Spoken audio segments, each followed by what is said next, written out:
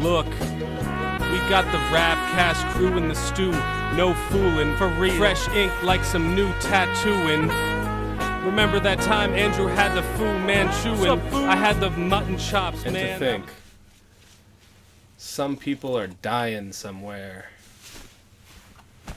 That's Alex, that's Andrew, and I'm Josh. I should also say, let's go. Our Twitter, in case you're listening and not watching, our Twitter and Instagram is at SuperfingerInc. If you want to follow us there. And now we're bad at Twitter posting, is owned by Elon Musk. Oh, fuck! I will be. Is it boycotting? He's in the board of directors. Oh, he's in the board of directors. But he is the Saudi royal family. So. Oh boy. Okay, that's really weird. Now the audio. Now it's fine. Now it looks fine. That's weird. We just had to. Well, you turned it up. You cranked it up. Old thing. You cranked it up. I also. You just have to. It was angled like gently. kind of a. Yeah. Don't sexually touch Josh's microphone like that. Taking advantage of our set. No, it's my microphone. I can give consent, and I can say he can sexually touch it all he wants. Can I? No. Because you're my brother. It's weird. You don't know what I do to this mic. Fellas, is it sus to touch another man's mic? It's like touching another man's... Michael. That's better than whatever you were gonna say, I think. Michael? That's probably a dick euphemism. Yeah. Richard, Johnson, Peter. I don't see why Michael can't be one. Peter is a... Peter, yeah. Really? Yeah. You ever heard of that? No. So I think that's why they called him Peter Griffin, because it's dick. This is news to me. I mean... Hey, that's nudes to me. That could be a new segment. Yeah, that's nudes. we just look at is that a nude or not? Of people and people just, that's nudes. I thought of a new segment we can do. Hot or not, fashion. Is your favorite rapper a pedophile? The answer is no. It's yes every single time, actually. Kanye West, yes. Childish Gambino, yes.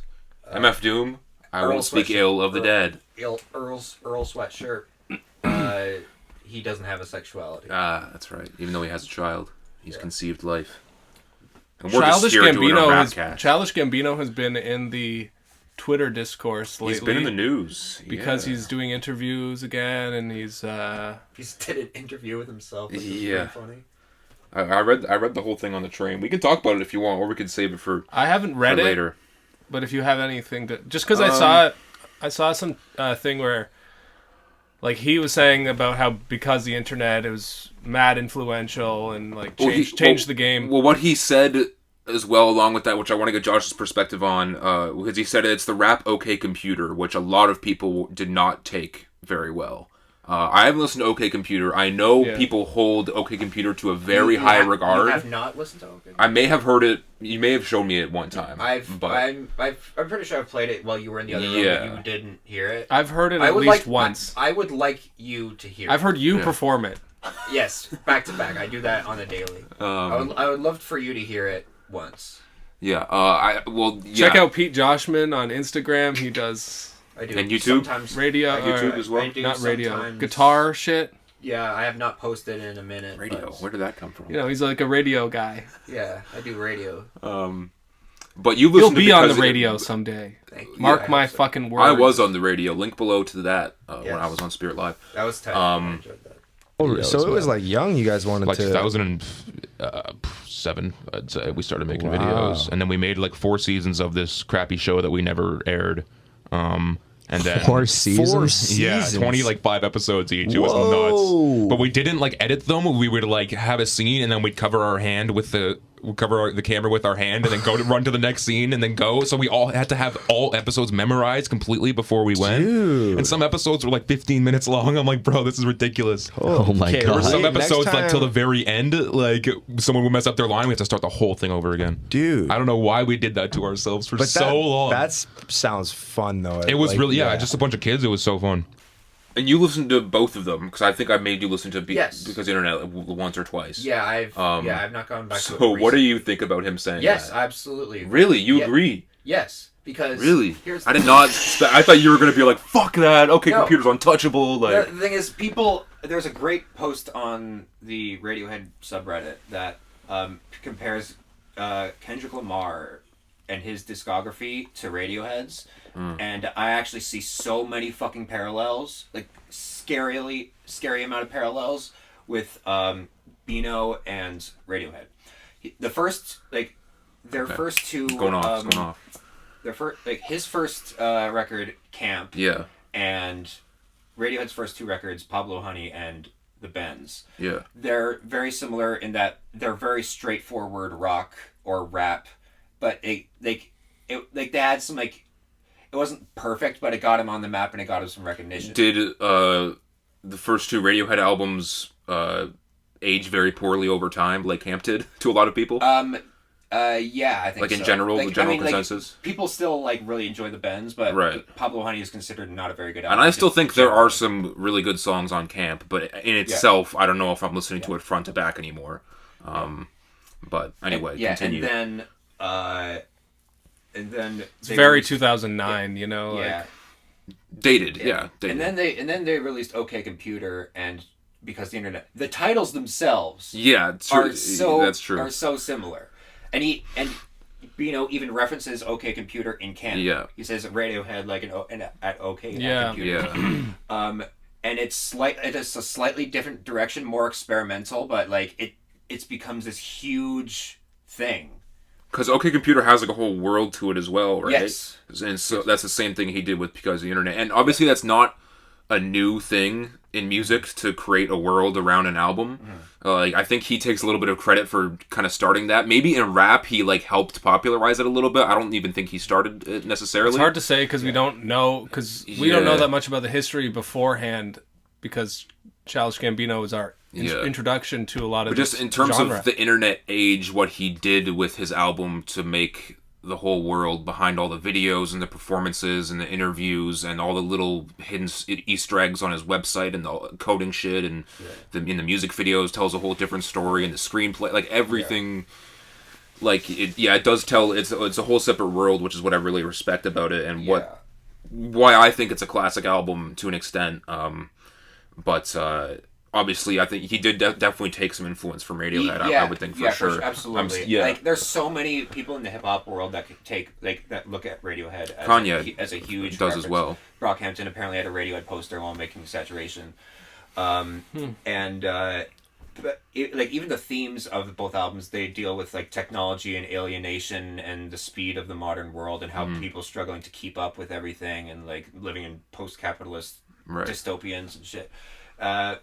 And then we get a bit of a hiatus, and then Kid A and Awaken My Love, to me, like, that sealed it for me. That like Bino is like because was Kid A a completely like it is different direction. It is the quintessential left turn album. Like people have called it the greatest left turn in music history, because they went from like being the pinnacle of this huge rock scene, like revitalizing the rock scene, to like experimental weird electronic music influenced and like classical influences, jazz influences, and like there's only like 3 songs with stereotypical guitar tracks in that thing, and Bino did the same thing with Awaken My Love, complete left turn, and like people, and it polarized some people absolutely loved it, some people did not, but that sealed, like I said, that sealed the deal. Like that is like okay, now he is following Radiohead in terms of their discography. And then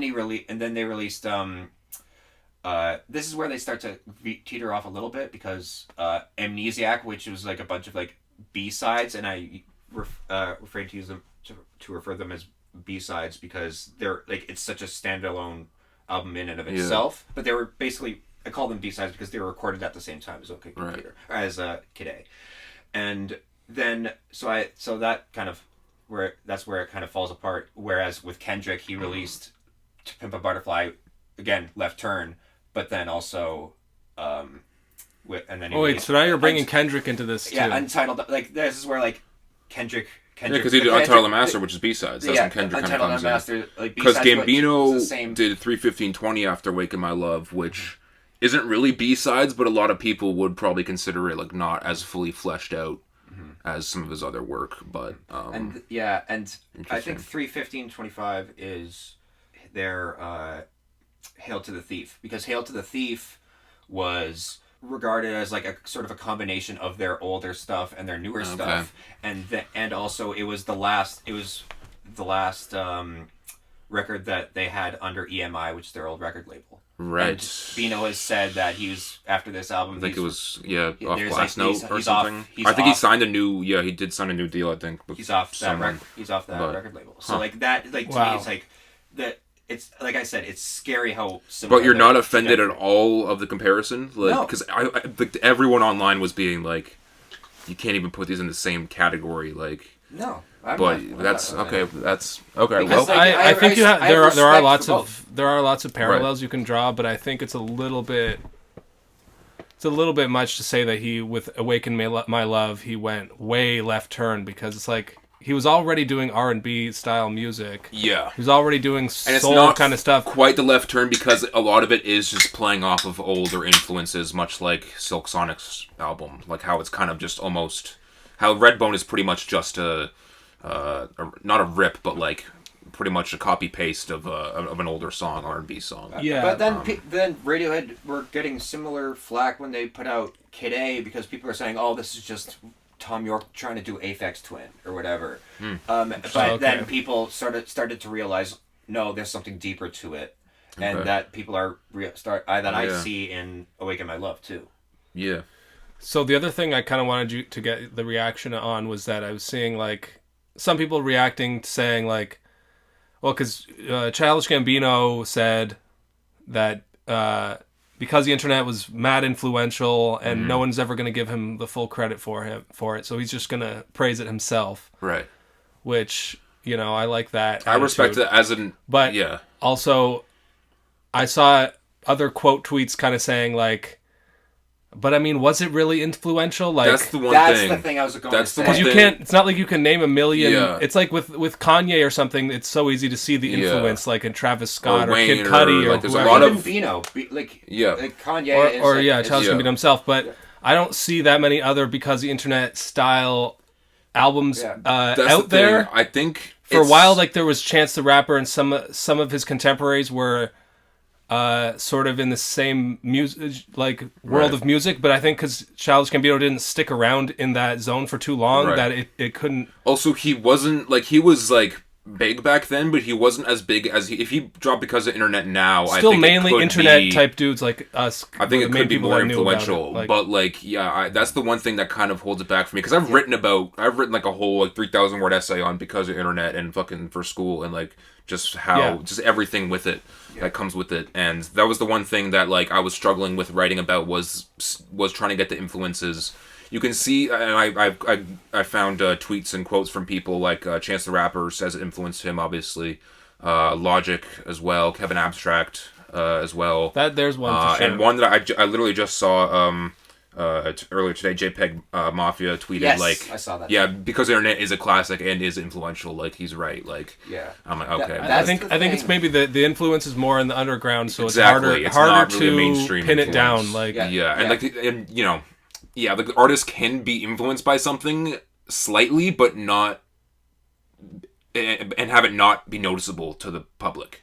Like we don't know exactly what is. Kanye could have been influenced by it for all we fucking like. We don't know who actually is influenced by it unless they say it. It's like to an MF extent. Doom is your favorite rapper's favorite rapper, even though a lot of people haven't heard it. But I do agree with Bino on his on the stylistic and the artistic direction. Like it is definitely rap's OK Computer in terms of like the artistic direction and the style and the themes and all that stuff. Right. The one thing that I do sort of see is like OK Computer, when it released, it was huge. It definitely changed rock music in that world. Like there are so many fucking bands that were trying to copy Radiohead's OK Computer after that came out, and I agree that you don't see that much in quintessentially in the raps. But so in terms of like popularity, it kind of like because I think Bino's I absolutely see where he's coming from. Gambino, in terms of his music, is definitely not as big as Radiohead. Or popular as Radiohead, especially during the time as well, 2013. Like that was when he was, because the internet was the thing to kind of propel him into a serious kind of rap, where people started taking him more serious. I guess royalty as well helped propel him in that rap world. But you can make an argument that maybe like Donald Glover is more known as a person now, but like still probably not. You could still probably go to anyone and say, Radiohead, Donald Glover, do you know these people? And they would probably say yes to Radiohead, probably maybe not to Donald Glover. Yeah, but yeah, it depends on who you're asking on with Radiohead as well. You know, like there's like they're definitely not a band that's for everybody. Yeah, and I think that because most people would be like, oh yeah, Creep. Right? Yeah, exactly. Yeah, Gambino doesn't have like that. I guess Redbone is the closest thing you would maybe have to that. But even then, it's still kind of a niche thing. Like Gambino isn't selling 100K first week like Radiohead would. Like. Even at both of their peaks, or even at maybe it's funny. They both have done crazy. Now that I'm thinking about, it, they both have done crazy like promotional stuff as well. Like when they put out a moon-shaped pool, they completely wiped all their social media, and then they posted this one like 5-second clip of a claymation bird singing. And people are saying, "What the hell does that mean?" And like Tom York has stated multiple times, like how he loves fucking with the audience's expectations. Like they're. And like preparing for like they try to make the promotional side of things fun when it's just when it can be such like a going through like the bowels of like the music industry for a lot of people, but like and with Kid A they actually instead of they had released no singles for it but instead they posted like 15-second clips like commercials almost but like the weirdest most abstract shit they really pushed. Like and tried to make the commercial side of things art, whereas Bino he did the same thing with he does the same thing a lot. Like and there's that sort of with a lot of artists you have to sort of sell your album to people and like there's that commercial sliminess to it that, which a lot of people don't. Well, Gambino hasn't really been doing that recently though because with Awaken My Love he had a thing on what's that LeBron James show that he has.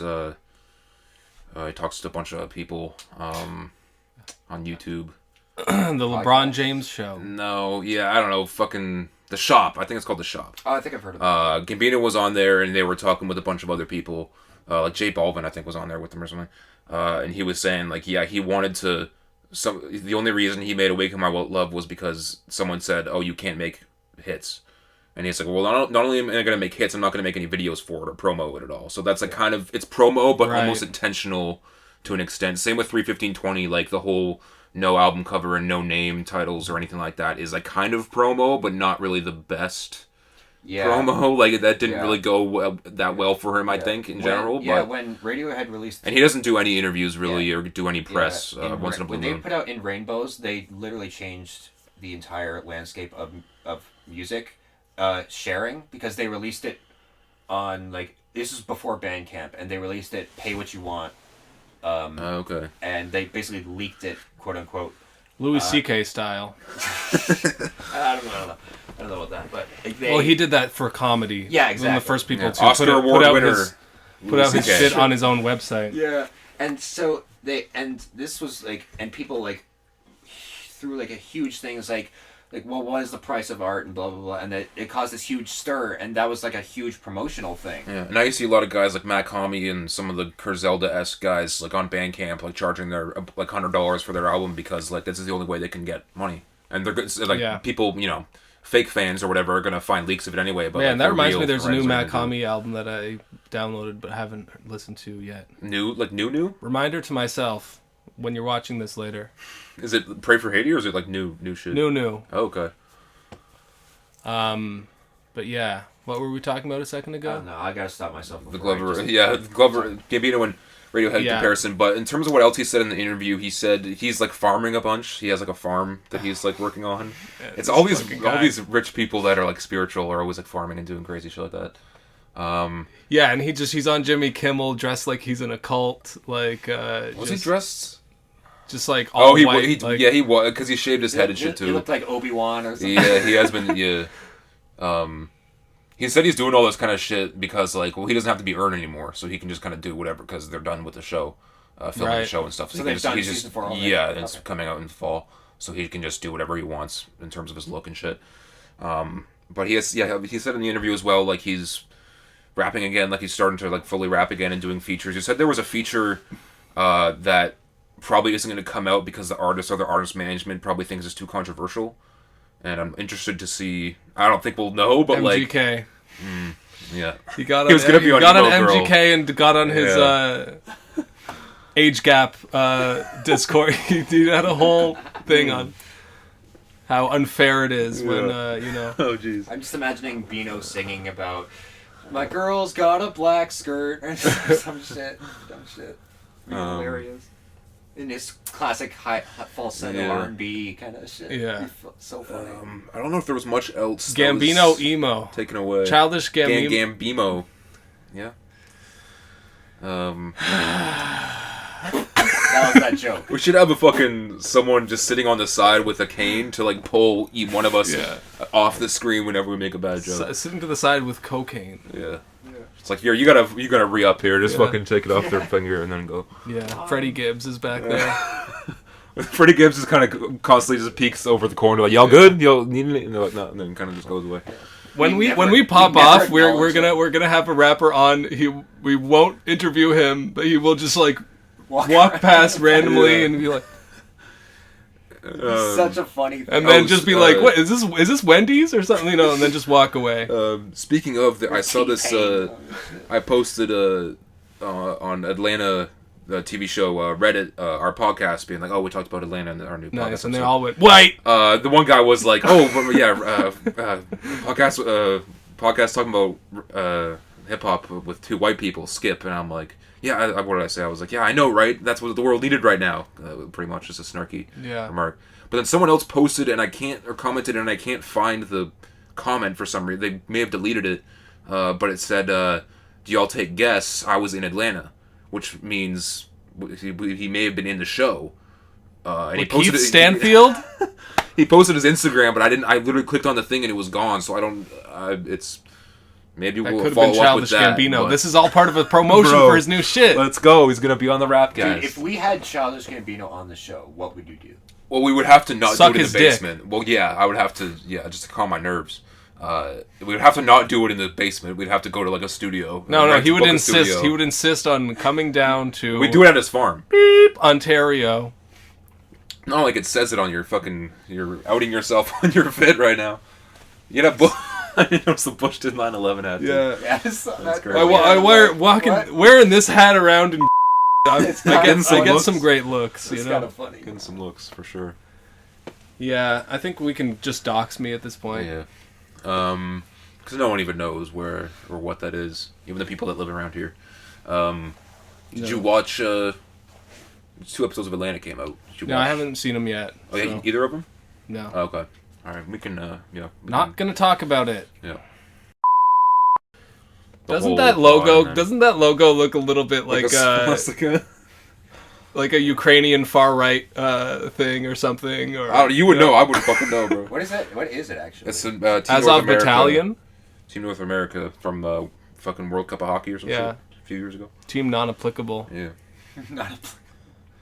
Pretty hard, actually. I've always wanted one of those, but now I can't because you have one. So I'm stealing your whole jersey game. I saw a. It's windbreaker season. True. I saw another Corona extra jersey, and it was large because you have like a small one, and I almost copped it, but I'm like, I can't just steal his swag like that. Plus, come with a better fitting jersey. That's too. Fam, you should have just got it for me. I could have. I thought we were. We were business associates, man. Well, were we putting it on the Rapcast card or what? Yeah, what was the price? Rap card? I think it was like $30. So I'm like, yeah. So I already got a Rangers jersey that day. I didn't want to buy any more shit. Should we be spending more money on advertisements? I think probably. Yeah. At least on Instagram, like, you know, just putting $10 in and fucking getting some. Really seen that money views. come back for us tenfold. So yeah, real quick shout out to Palestinian rapper Low Key. Oh, all right. He's getting canceled right now by the Israel lobby for standing up for Palestinian rights. So quick shout out. I have not heard his song, but let's listen to it right now. Live reaction. Do you want to? Yeah, why not? Okay, fine. What if it's actually? Listen to that one fucking. Well, like he's literally getting canceled on Spotify because like. Oh, you can't even find that shit. By like. The Israel lobby or whatever. Well, if you can find it, play it. But it's not. There's getting canceled, and then there's getting canceled. Yeah. Like where you literally cannot listen to their shit. Or like Tyler being banned from multiple Yeah. countries. Like, Well, like the power that the Israel lobby has is actually fucking crazy. Where Yeah. they make people sign in like Texas or whatever. They make you sign something if you're a public employee where you have to. It's like illegal for you to like. Fucking insane. For those that shattered the infallibility of militarism, ye that have escaped the sword, I say stand ye. not still. This guy sounds British, actually. Yeah. Or it could have been just the intro. Okay. Vibes.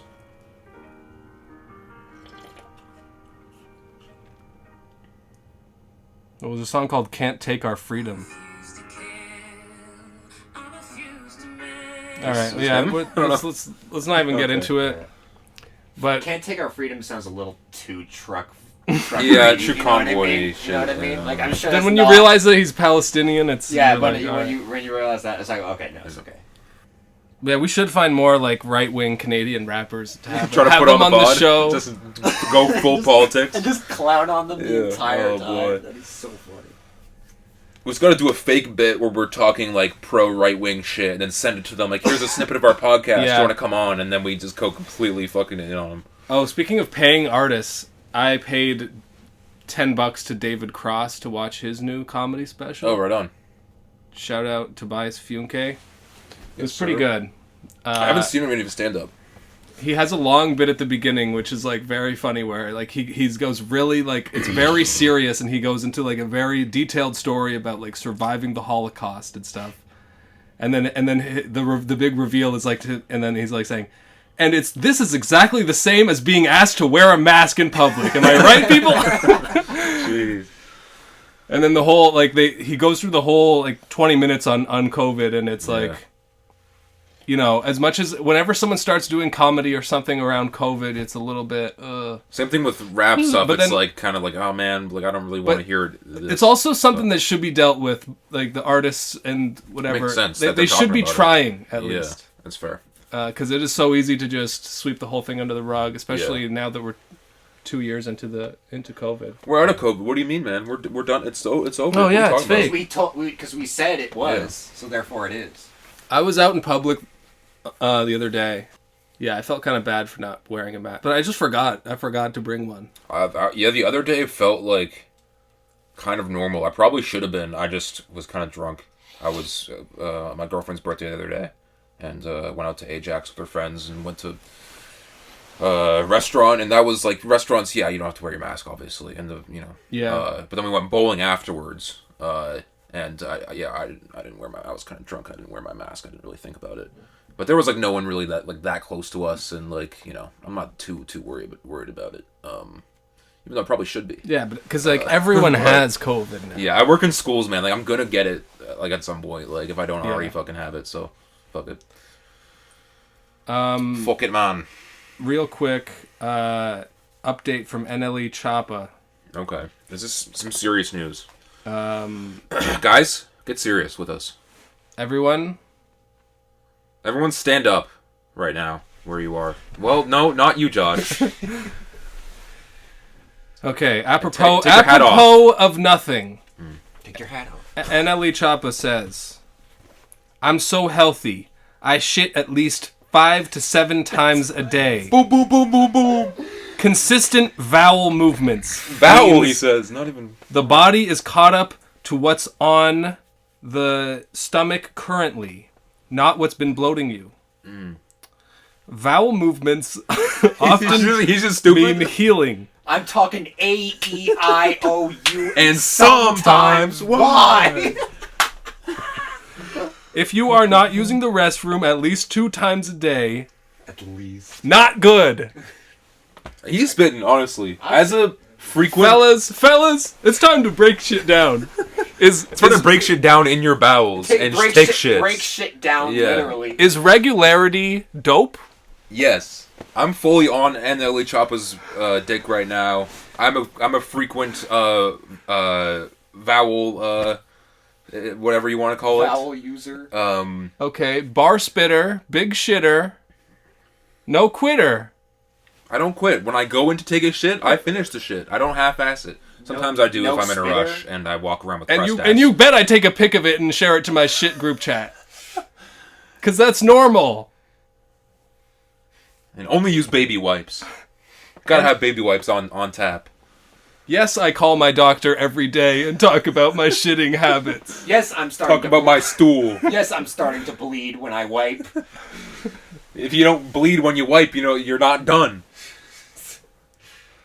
But as a frequent bowel mover, I shit like 3 times a day. I think that's a lot for a lot of people. When I say that, I'm like, that's a bit much. I That's a shit lot. once a day. But I always say I have a pretty fast metabolism. Sometimes it's like once, twice a day. Sometimes it is. But sometimes it's like 3, 4 times. 7 is, I don't think I've ever gone 7. Maybe when I fucking crazy, I was sick or some shit. But, Y'all take stool samples? Y'all have them on you? I one time had to take a piss sample for something. I can't remember what the fuck it was. And Probation? I didn't know how to do it. Like, I couldn't just piss into it. Like, you had to, like, fill it up only a certain... If it was, like, more... And it was, like, weird. Like, you couldn't piss... It wasn't, like, the start of your piss. It could only be during the middle of your piss. Right, because that start piss that's not It doesn't really work. piss It doesn't yet. work. I don't fucking know. And you have to fill it only up a certain amount. If it's too much, if it's too little, then Who it the doesn't hell fucking... can stop peeing on command? I don't know. Wait, so you have to start your pee... It's to start pissing Move and over, then move move the over, thing. yeah. And for some reason, I'm like, well, I don't want to piss on my hand, so I didn't just piss over the toilet and fucking put the thing over it and then put it away. I put it in the corner of the shower that we have, and I just went all for it. I just pissed, and it was tough. I knocked it over once. in It was the tough corner. to, Yeah, I see yeah, what like where you're you saying. put like the shampoos and stuff. It wasn't the corner where we use the shampoos. But I pissed into the corner. It didn't go well. I never got the results. I think because I probably fucked it up. I don't know. So I Shout couldn't out have to the guy who's eating this while watching. Eating this? Well, eating while watching. Should have the guy who's drinking piss right now. This is one of y'all. The guy who's eating this. Yeah, Eating this up. eating this. Yeah, I stand with NLE Choppa in his stance. His fight towards That's freedom. just unhealthy, I think. Yeah, 5 to 7 times a day. Well, to be fair, if you're eating like actually fucking crazy healthy and like you're working out and shit, like I think that might be more normal though. Like, I don't know. Maybe I I'm don't tripping. think I would take doctor's advice from NLE Choppa. Well, yeah, but like, Completely but like, honest. you know what I'm saying? being though? Like, if healthy you, is just like, not like fun. being like healthy is. It's just a series of consumer choices that you've Yeah. made where you live a different lifestyle. There's Yeah. no like, you're not happier. You're not gonna live longer. You're I don't still know. probably Every- gonna just fucking- die for some unexpected reason. Everyone says fucking, when you work out and shit and start eating healthy, you get happier. I think it's just because you have something to do. Like, you have, like, a hobby and I shit. think I don't know. it's just like dopamine. Maybe it is. Maybe it is actually I think it's legit. just I don't, dopamine. like, that could well, be true. like if it all depends on the definition of None of health. us have ever really tried to, like, It's eat defining healthy and work out health a and lot. how people who are like into health have a million fucking Oh, I wouldn't be happy being healthy because I would want to eat junk food and I would want to just sit on but my it's couch the and do point nothing is all like day. with specifically the type of shit that NLE Choppa is into. It's about being into like weird stuff and Oh, he's a weirdo, yeah. reading like ancient philosophies and like Yeah, just but, being yeah. straight. It's about being different more than being healthy. But I'm talking about just like any other regular person who goes to the gym a lot and eats healthy and stuff. Like they probably are happy doing that. There's a lot And, of like pseudoscience. but I don't think I would shit be the that person to can be do very happy doing that. Maybe I would. I don't fucking know, right? Like I haven't really tried, so. Happiness is Isn't that overrated the- anyway. Isn't that the human Damn, bro. struggle? I'm emo. This Yeah, man, what's going on? I'm the one dressed in all black, bro. yeah. I was also gonna tell a story about how I saw a girl with really big boobs the other day. That's the content you're bringing to the pod today? But these were like, it was not hot. It was like Annoying. the biggest, fakest Oh, yeah. boobs yeah. I've ever seen in my whole life. Like it in was, person? Yeah, it was on Yeah. like, I'm gonna say Upper you've seen Middle some Road porn. and Guelph Line Yeah, by the bike path. right on. And it was this like, Just walking around? just like more boob than like the rest of the body all put together. Like it was like Well, some was she fat, though? freak show shit. No, she was rail thin. And like it was concerning. Y'all trying to go for a drive? Just up. I think maybe just up like Guelph I area. almost caused a fucking car accident, like, just because I just just was couldn't like believe hooting it. and hollering in my car, like, what? Like, are you kidding me? Like, Is your back okay, madam? Yeah, Jesus, man. like, I wasn't even looking as a pervert. Like, I was Just as a awestruck. spectacle. as an just anthropologist. I just wonder, like, especially in of all places. Yeah, that's a strange. Yeah, fucking LA. I'm sure you see fucking every corner, but like. Yeah, so that was hilarious, and I was just telling my parents about it and like just trying to explain to them like. I just saw the woman with big tits, mom and dad. So how was your day? You'll never believe this, guys. That's hilarious. Yeah, they didn't really have much of a reaction. I just had to keep describing it like. No, you don't understand. You know, they're like, yeah, okay, man. It was some David Lynchian type shit, man. It's freaking me out. Breaking news on the Rapcast. According to Six Buzz, so who fucking knows? Jaden Pinkett Smith said she never wanted to marry Will Smith. Anyway. Huh? I said in the last rewind to the last podcast where I predicted the future, kind of. Will Smith is just kind of corny trash to me, though. Well, yeah, and even as an actor, like, he's a good actor, but like, I'm just sick of him now. You know, like his whole YouTube shit and just like the whole. He's on YouTube. Yeah, he's just on YouTube all the time now and shit, making vlogs and shit, like. And the whole like how him and Jada Pinkett Smith are just like always in the news cycle. I'm just tired of hearing about that shit. Yeah, our big take on the whole incident is you should stop talking about it. Yeah, already. it's over. It's over now. I've already heard every angle. I watched SNL, Gerard Carmichael's SNL thing, which was that later week, and he had a great thing about like just how quickly these things, like the Will Smith slapping incident, go out of like. By Monday, I was already sick of it. By Tuesday, I wanted to kill myself. Yeah. Now the discourse is about like some other bullshit, some like political it's spun off into some other, By the point you're hearing this, it's been like 2-3 weeks. So fucking it's. But it was an interesting.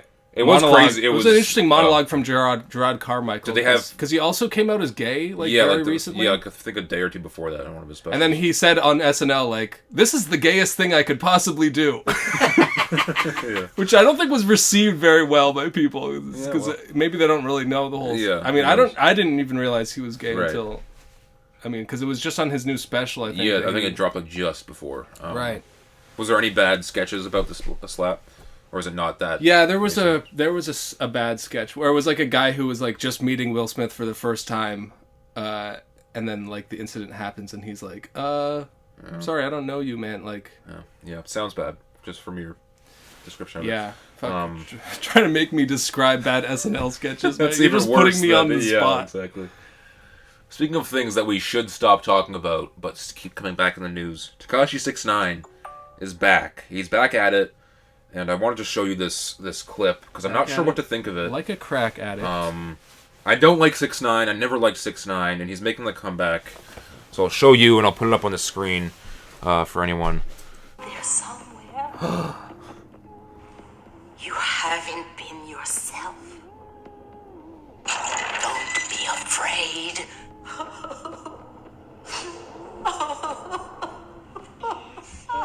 Oh, don't cry. Shh. Don't be afraid.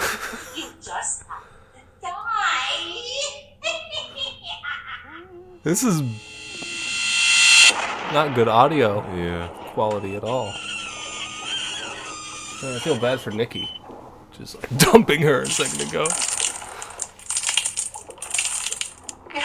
You're biting people all day. So. Whoa. Hearing the audio of this is fucking great. My child. I'll save you the trouble. The Beast Awakens. The Beast Awakens, April 15th. It might be around the time this pod comes out, but yeah, I'm not looking forward to it. I think right down to the cheesy Godzilla sound effect. Jesus that Christ, that was low budge. Do you think he's gonna have any sort of relevance or or he's just gonna completely fade? He's another little pump, another case of the pumps. At some point, even DJ Academics will stop posting him, and then. And what does he do? Yeah.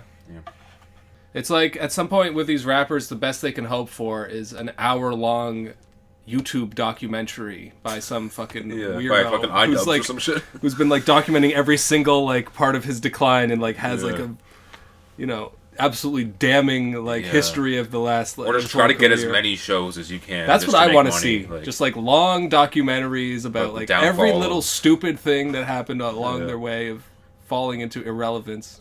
But there's no way, if someone like Tekashi was involved with the making of something like that, there's no way he would make. No, they can't be involved. These things have to be done to make fun of these people. Okay. That's the only way of extracting any worthwhile art or entertainment out of it. If it was just a Tekashi documentary, I don't want to watch it. No, if it's him trying to rehabilitate his whole thing and explain what really happened, no one wants to hear that because no one cares. No one's invested in his comeback or. At this point, he should just show up at strip clubs for the $20K. Yeah, he should just spend his pay his rent with that alone. Try to milk as many shows and festival bookings if festivals even want him at this point, and just try to get and put it all in savings and invest shit and just try to support yourself. Yeah, honestly, NFT scams is probably the that's the way to go. That's the way to go for him. Because he was on the news a few weeks ago being one of his buddies was I needed to toss him $20 to pay for gas the other day, which I don't think is necessarily true. I think it probably was said just to kind of get his name in people's minds again. I don't think he's that poor. People he's saying that he's fucking really not financially well off, and he might not be, but also I think it could just be for clout and could just be for rollout and shit. Because obviously I don't trust what this guy says, so I don't know. Is Tekashi even more cringe than Lil Pump at this point? To me, Lil Pump, I think, was bigger earlier. And he was better to me. I do like some Lil Pump songs. It was a year before Tekashi was around. I've always liked Pump more than Tekashi, but in terms of right now, Tekashi still has a little bit of relevance. Lil Pump has zero. No one's heard about him in years. Apparently he had an album with Ronnie J or something last year, and just no one fucking batted an eye. And that's one where his personality is not as, he can't carry it as much with his sense of humor. Tekashi 6ix9ine is at least funny. He just came. Lil Pump was just involved with a wave that is just not relevant anymore. Yeah, and he couldn't get out of it. It died out. The whole SoundCloud thing. Well, Tekashi was more so just a character. No one's really making Tekashi type music really right now. Yeah. So it wasn't really part of a wave. It was just him doing scream rap kind of shit. That's maybe a segment that we could do in the future. Now that we have more hindsight, to look back at the 2016-17 era of SoundCloud face tattoo kind of guys, and see who and how most of them faded away. Yeah. Some of them have made comebacks. Some of them have made transitions. Yeah. Yeah, it could be interesting. Or just the majority of it seems like sort of a forgotten. Or looking back at the 2016, because I don't like. It will be seen as a forgotten era, famous decks, or Yeah, exactly. Yeah. But I had one buddy to really date famous decks, particularly. I'd like to date famous decks. He's probably a sweet guy. Yeah. But and he probably fucks like a horse. I used to work at Walmart, and I worked with this kid Kyle, who's the most Kyle guy you could ever possibly fucking imagine. He would just take crazy bong rips, going home for lunch, and then go right back to work at Walmart, be fucking high as fuck, and just be stupid and shit. He would be the Kyle to put a hole in the wall. Anyway, I had a guy named Nick that was the same. Same like that. At Tim Hortons. But I went over to his place one time when he was playing famous decks or whatever, and it was that was around 2016-17, so I didn't really think too much of it.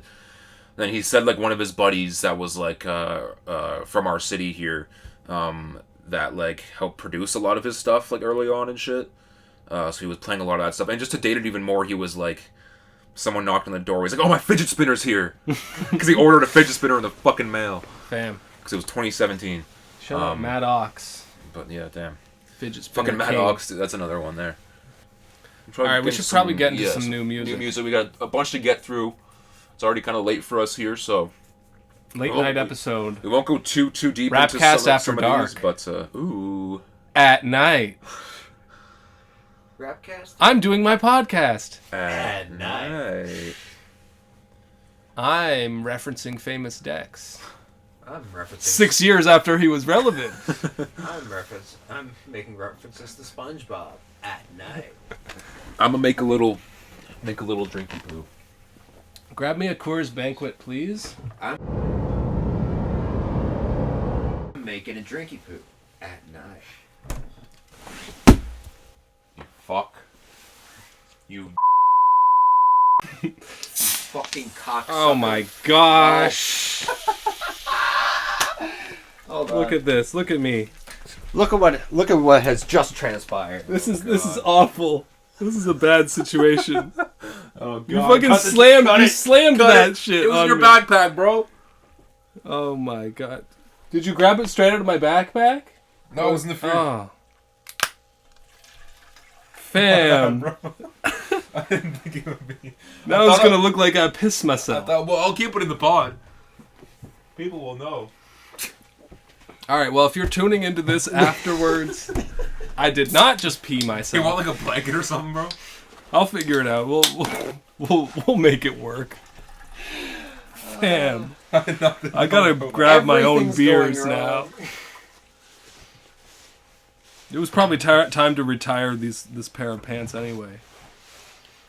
Actually, salvage the pants. actually just retired a bunch of clothes. It's a good feeling, Yes. I have so much shit in my closet that I should retire. including that whole outfit. I have a Bruh. whole fucking. These are all new. Let's this is all go. I New shit. have a Kramer shirt that I got from. Oh, the giddy up one. Yeah. Oh man, I just want to Give me look that at that shit, again. dog. It's like small though. It's a medium, so it's not gonna fit anybody. Maybe by the end of the pod, this will have completely dried. Yeah, maybe. Maybe. You can't. I was gonna say you can't tell, but yeah, no. No, it's It almost looks like a lighting thing though, but. My bad, It's cool, man.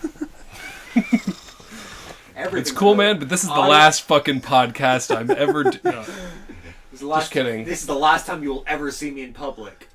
Audio problems, take your video shit if you want, bro. problems. I can't wait till you Alex, until you play the footage in slow motion. It's been a lot of troubling shit. We had a bunch of technical issues before the pod, and it's been one of those fucking days, man. Who can say where the road goes, where the day flows, only time. Alright, new music, a little bit delayed some of these, but you know Let's how start we do with things. Nigo. Alright, Nigo, we've talked about him before a little bit. We kind of talked about some of the singles that came out, Bathing Ape, Designer, Right, I looked Teriyaki into Boys was kind of his. I looked into his it, thing. and he's the Bape guy, and he's been involved with Kanye, Pharrell, A lot of the fashion world, kind of on and and a off. lot of the rappers that are on here From Japan. are fashion, are involved in some sort of fashion shit or have their own line and shit like that. Oh yeah, true. Tyler, ASAP. I guess Push doesn't really have as much with that, but you got the Kanye reference right there. I'd be sick if he was on the album, but he's Yeah. not. Overall thoughts? I was a little disappointed. I think there are some standout I didn't know what tracks to on expect, so it was hard to be disappointed Right. because I've never heard of him. I just saw like the track list and I'm like, oh, this might be pretty good. And it was like the tracks that hit do really hit, but there is a bunch of mid here to me. Like all the songs with Tyler, Push, and ASAP are all great.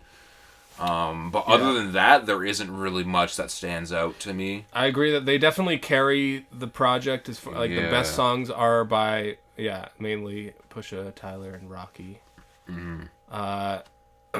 Lost and Found Freestyle It has is the fire. feeling of these are songs from a vault somewhere that have been Just some loosies sitting that, around like, for a 'cause, long literally time. Lost and Found Freestyle was from like 2018, 19. Apparently whatever they it says, played a lot so- of these songs at some fashion show like years ago, but Yeah. the songs never came out.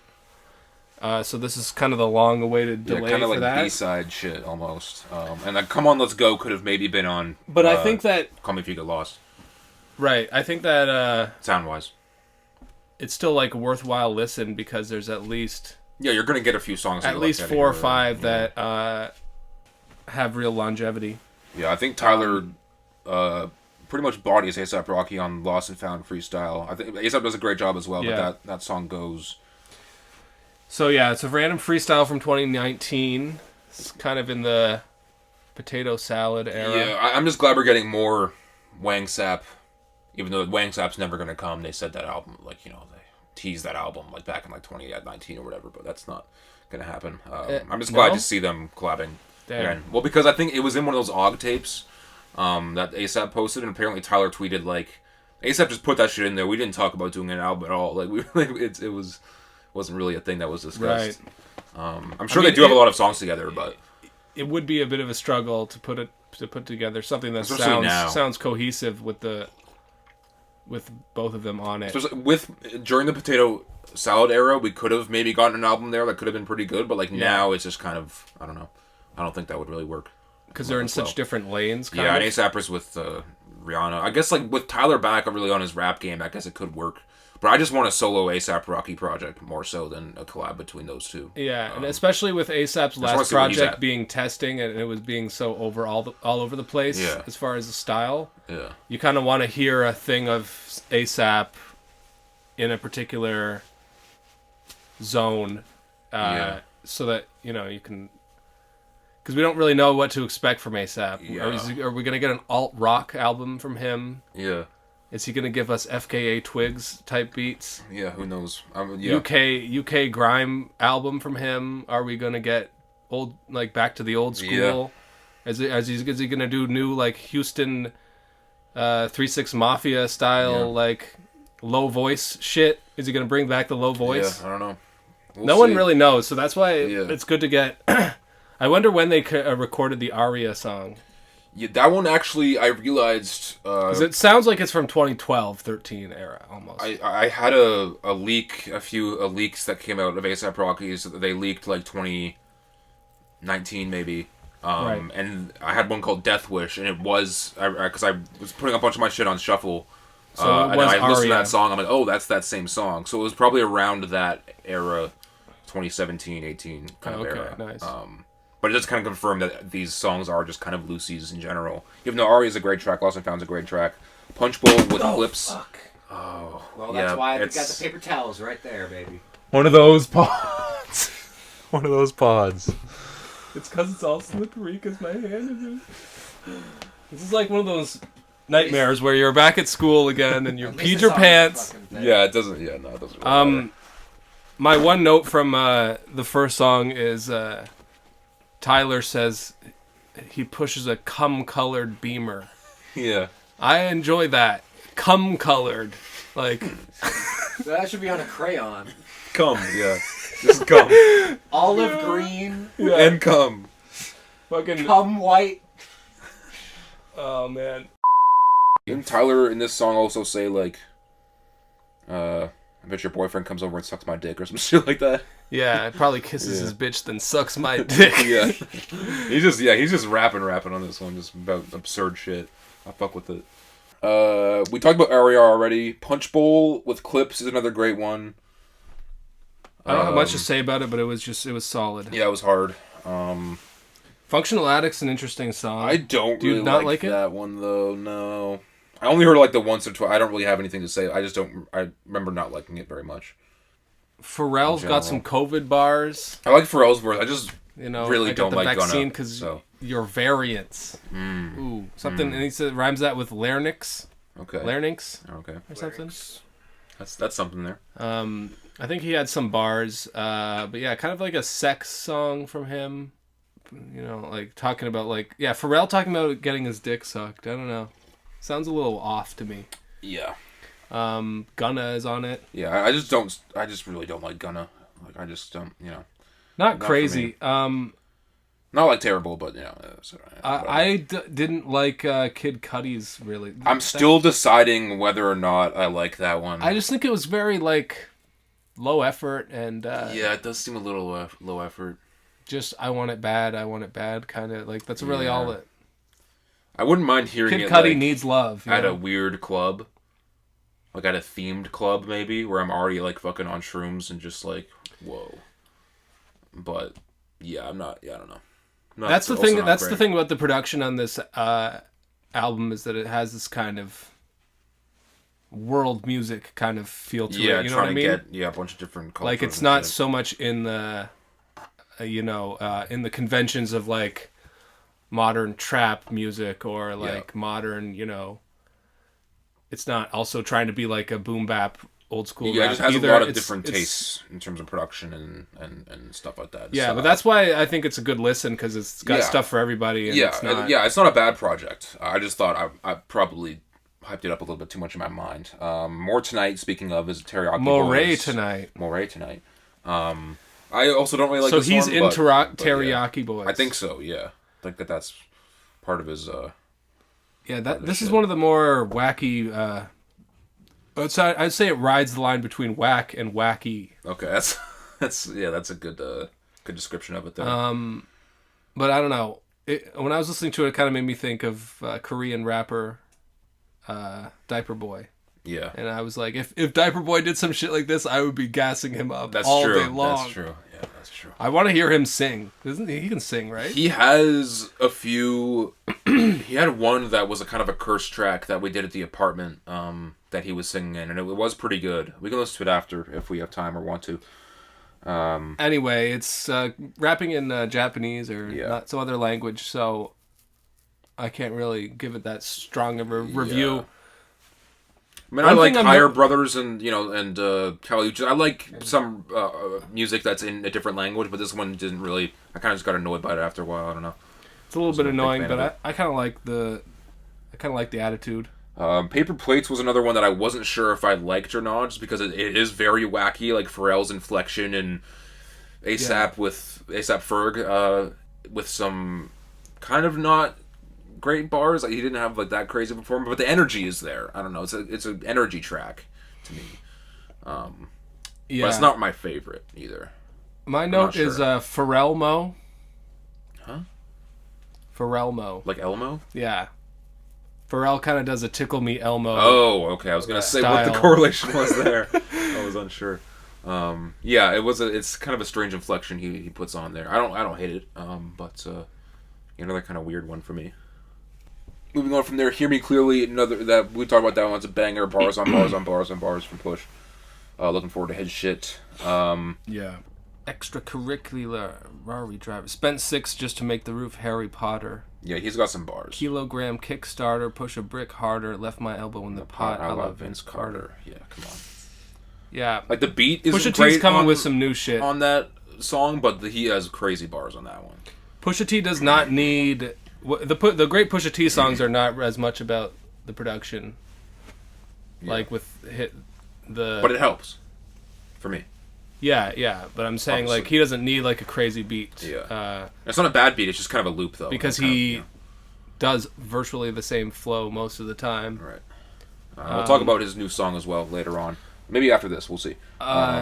Remember with Pop Smoke, I, funnily enough, don't remember this song very much. I find that like there's the Pop Smoke song, the Lil Uzi Vert song. Both of them are very conventional drill style songs that are. It is what it is. Like. Yeah, I'm not the biggest drill guy. It's nothing new, really. Yeah. But it is really like the most standard beat. Like there's not really anything. Like it is interesting hearing Uzi on drill shit because that's not really his vibe. But I'm still not that big of an Uzi fan, so it doesn't really do much for me. And Come On, Let's Go, great Tyler track. Again, probably maybe a Lucy from that Call Me If You Get Lost era. I love just the whole theme of the song being like, bitch, you're wasting my fucking time. Yeah. Getting your hair fucking done again. Like, talking to your annoying fucking roommate or whatever. I don't want to talk to her and make a small chat. Like, broads. It was very... Why are they taking so long? Because they're all always on their periods, man. Am I right, ladies and gentlemen? Have you guys noticed that dating and relationships are weird? Folks? I have some opinions, and I'm going to explain them to you right now. Women. Stop. Okay? Just stop being so Stop being bitches.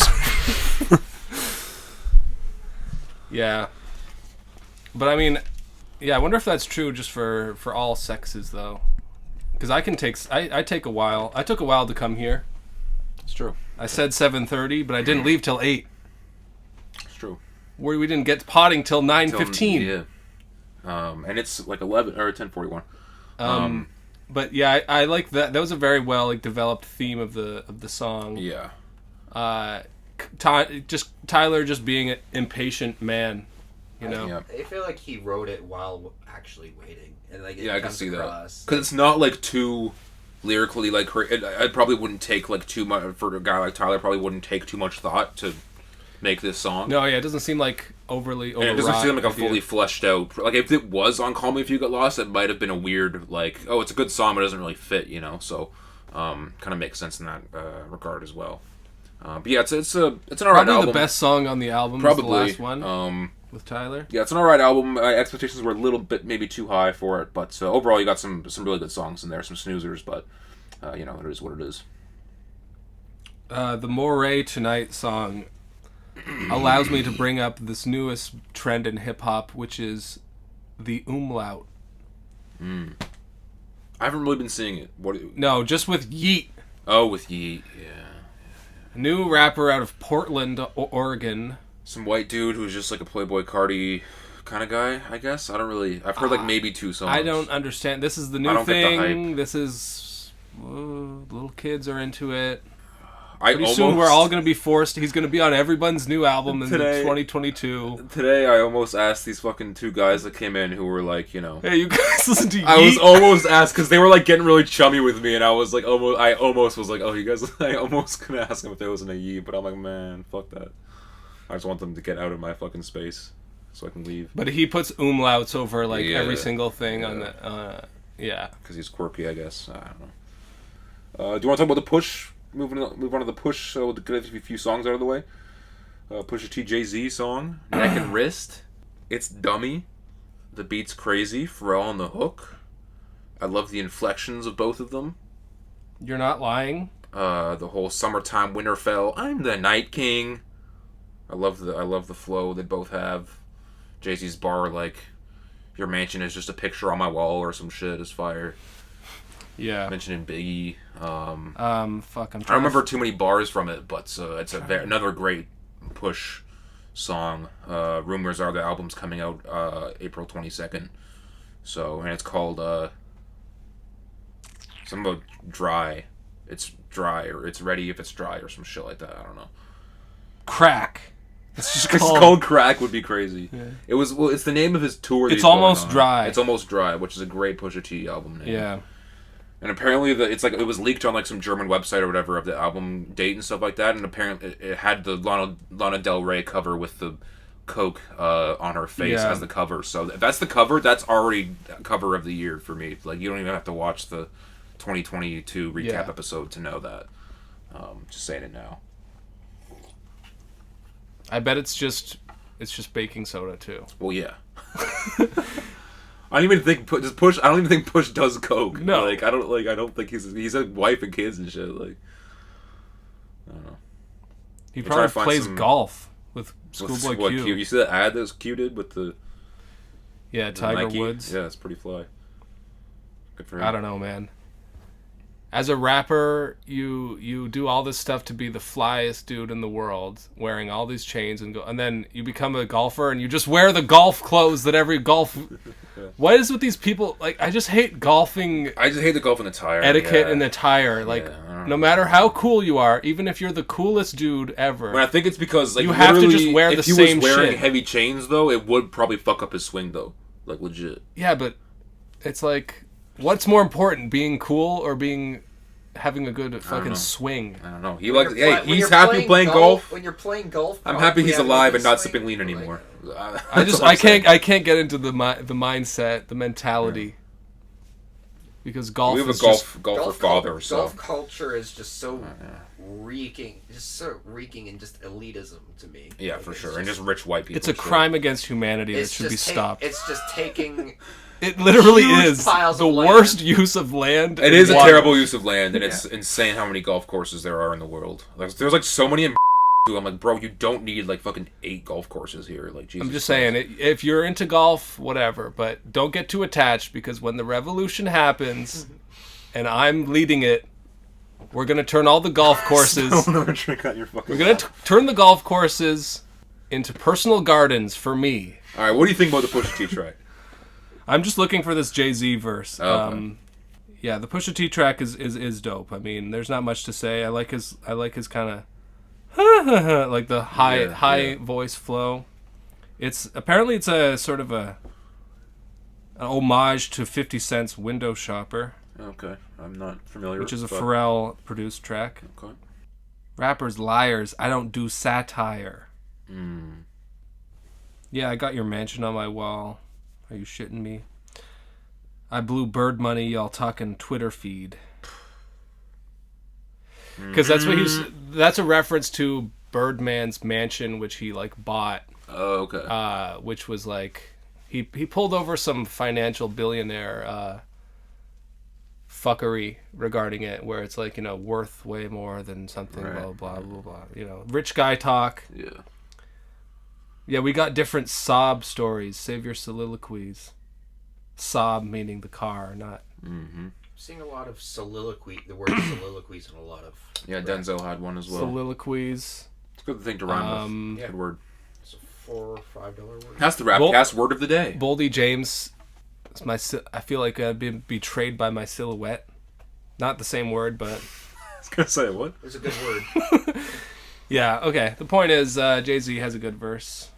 Yeah, they both go crazy. Really looking It's forward just to every this time push. Jay-Z spits, it feels like you're on some historical shit, you know? Yeah. Even though he's often left out of the top, the Rushmore conversation. Well, because he hasn't really had a hit. Kind of Rushmore are you talking about? Because he hasn't really had a hit in like 10 years. Or Yeah, because it's not really... His last album was 444. That was like, what, 2017? And before that was even longer than that. Like, so... I don't know. Doesn't really have to anymore. Yeah. That's true. He doesn't have to either. But he still puts out these verses. Story of OJ was not a hit, but like it was pretty big. Remember? Like you wouldn't hear it in the club or whatever, but No, it was a completely different style of album. Yeah. Not the type that would be radio friendly, really. Yeah. But anyway, we should move on to sir. let's talk about Denzel Curry. Since Okay. we already mentioned him. All right. The album is I called... have notes. I'll kind of look at them. I don't have to go over everything just because we're probably a little short on time. But we are 1 hour 12 minutes. okay. Let's hope the battery's still okay. I still see it. So I've only listened to it once today. So my thoughts are subject to change. I've heard it. Probably... Are they now? Yes. They're not set in stone for all of time? Is that the rule? Yeah, we only speak stuff that we're You gonna only believe in speak forever in, on the podcast. If you don't mean it, don't say it. Mm. In what? Yeah, were you Jay-Z? What's the opposite? Spitting game? If Allah meant it, it meant to happen. And that's why it's the real shit that... We be rapping. That's an Yeah. easy... Man, you were on your freestyle game way better earlier. Damn. Melt My Eyes, See Your Future. Great title. I'm a big Denzel fan. Josh is a pretty big Denzel fan. Alex is Never as listened to quite an album. of a Denzel fan. Main and songs we'll I know go are in- Sumo, Yeah. Kurt Cobain. That's pretty much the only ones I can like mention. Clout Cobain. Anyway, Cobain. yeah, and we'll get into all that stuff in a bit. My overall thoughts... This album made me pee myself. Overall thoughts... Made me come so much. I think it's it took a little bit. I really like Denzel a lot of the time for his energy and his aggression and his more aggressive kind of style, kind of rock-esque influence style. So this album doesn't really have much of that. So it took a little bit of time for me to kind of grow on me, but it did grow on me pretty heavily. It's a different style. It's more kind of laid back and more kind of mellow. It's his most mature project, I think, in terms of what he's talking about as well. He's talking a lot here about like mental health and getting over obstacles and trying to be your best self, and like talking about also just the world and the state of the world and everything, and trying to do better and all that kind of shit. Just gotta walk on by. Just gotta keep walking, man. I think the production on here throughout is immaculate. Like I don't think there's a bad beat really on here. I don't think there's much really a bad song. There's some lyrics that aren't great. Like Denzel has never been like the best lyricist. Like he's always kind of been a little bit of a lyrical to an extent. He has some cringy, corny bars in the past. This album does have some cringy, corny bars, but a lot of the time in the past, his aggression and the energy that he brings kind of made me like, I don't care if he's referencing Rick and Morty right now. I'm fucking jumping up and down and bobbing my head because it's hard. So it took me a little bit of time getting used Rick to and Morty, some of I'm this shit. finna dick your shorty. All right, sit down. We back now. We back. Yeah, other than like maybe a song or two, I think they're all like pretty good to very good tracks. most of the time the features are very well used and well put as well. I think it's a super strong project. It shows a lot of versatility in this project as well, and another versatile kind of project in his discography. He keeps changing it up pretty much project through project to an extent, but still kind of has the same Denzel essence to the songs. So I really respect him for that. He's becoming, one of my favorite new age rappers. I think that's kind of my Josh. What were your thoughts overall on it? I mean, Andrew, you just summed it up better than I could. Like, I pretty much share your thoughts. The only thing is that I loved Denzel's softer side from the since Taboo. Really, I love. I like his singing on Taboo and Silence. He has great. Is he does have great kind of lower energy songs, but to me, my favorite Denzel was always the more That's how I got into him, and that's kind of how I see him as more. I started liking off both equally, I think. Right. And so this one's more of that. The production is immaculate, all throughout. Right off the bat, Robert Glasper. You're a big Robert Glasper guy. Robert Glasper. This man's tweeting about it. You don't get as Robert Glasper the GOAT. There's nobody else who has equal respect in the jazz world and in the hip hop world to me. Like he can do both worlds so fucking seamlessly. Yeah, I didn't really know who he was until like a few years ago, but I'm starting to see him come up a lot more in people's albums. It's incredible. In the mainstream. So this guy you'll hear on Jazz 91.1. Yes. And WBLK 93.7. Yeah, like he just is so good. Like he's one of the best in the game, in both games really. And then you got so many other great production.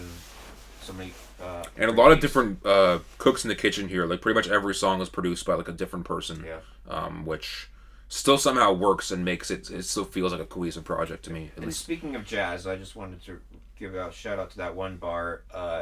This isn't rap. This is more like bebop, and it references Freddie Hubbard. And bebop is a notoriously difficult style of jazz. Like I've had to play a bebop tune for a little jazz corner segment. Yeah, this is about Josh's jazz. I want to have those fucking cellos. Yeah. Pull out the mandolin real quick. Yeah. Oh, even though it's not a jazz. But anyway. Just for fun. The jazz. It's not correct. I had to play 2 bebop tunes actually for improv class in school, and it was the hardest thing I've ever had to play in my life. I have like PTSD over it because it's so notoriously difficult. I found one Freddie Hubbard tune called Bird-Like from 1967 that I'm going to play if it will load. Okay, nope, that's jazz gave me PTSD. Okay. Your girl got a jizz cello. all over my knee. Why did I jizz on my knee? What kind of placement was I in when I jizzed on my knee? Okay, freestyle this.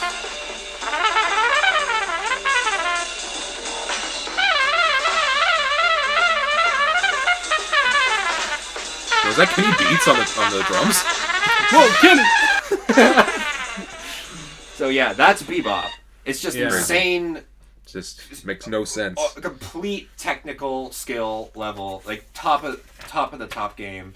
So I really appreciated his reference to both shouting out Freddie Hubbard and the bebop. Bro, they should do ska bebop.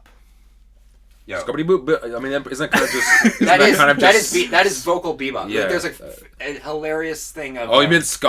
I thought you said scat. Scatting? Yeah. That's ska bebop. Yeah. A lot of like jazz vocalists do scat for bebop, and it's hilarious. You know you're actually supposed to scat 7 times a day.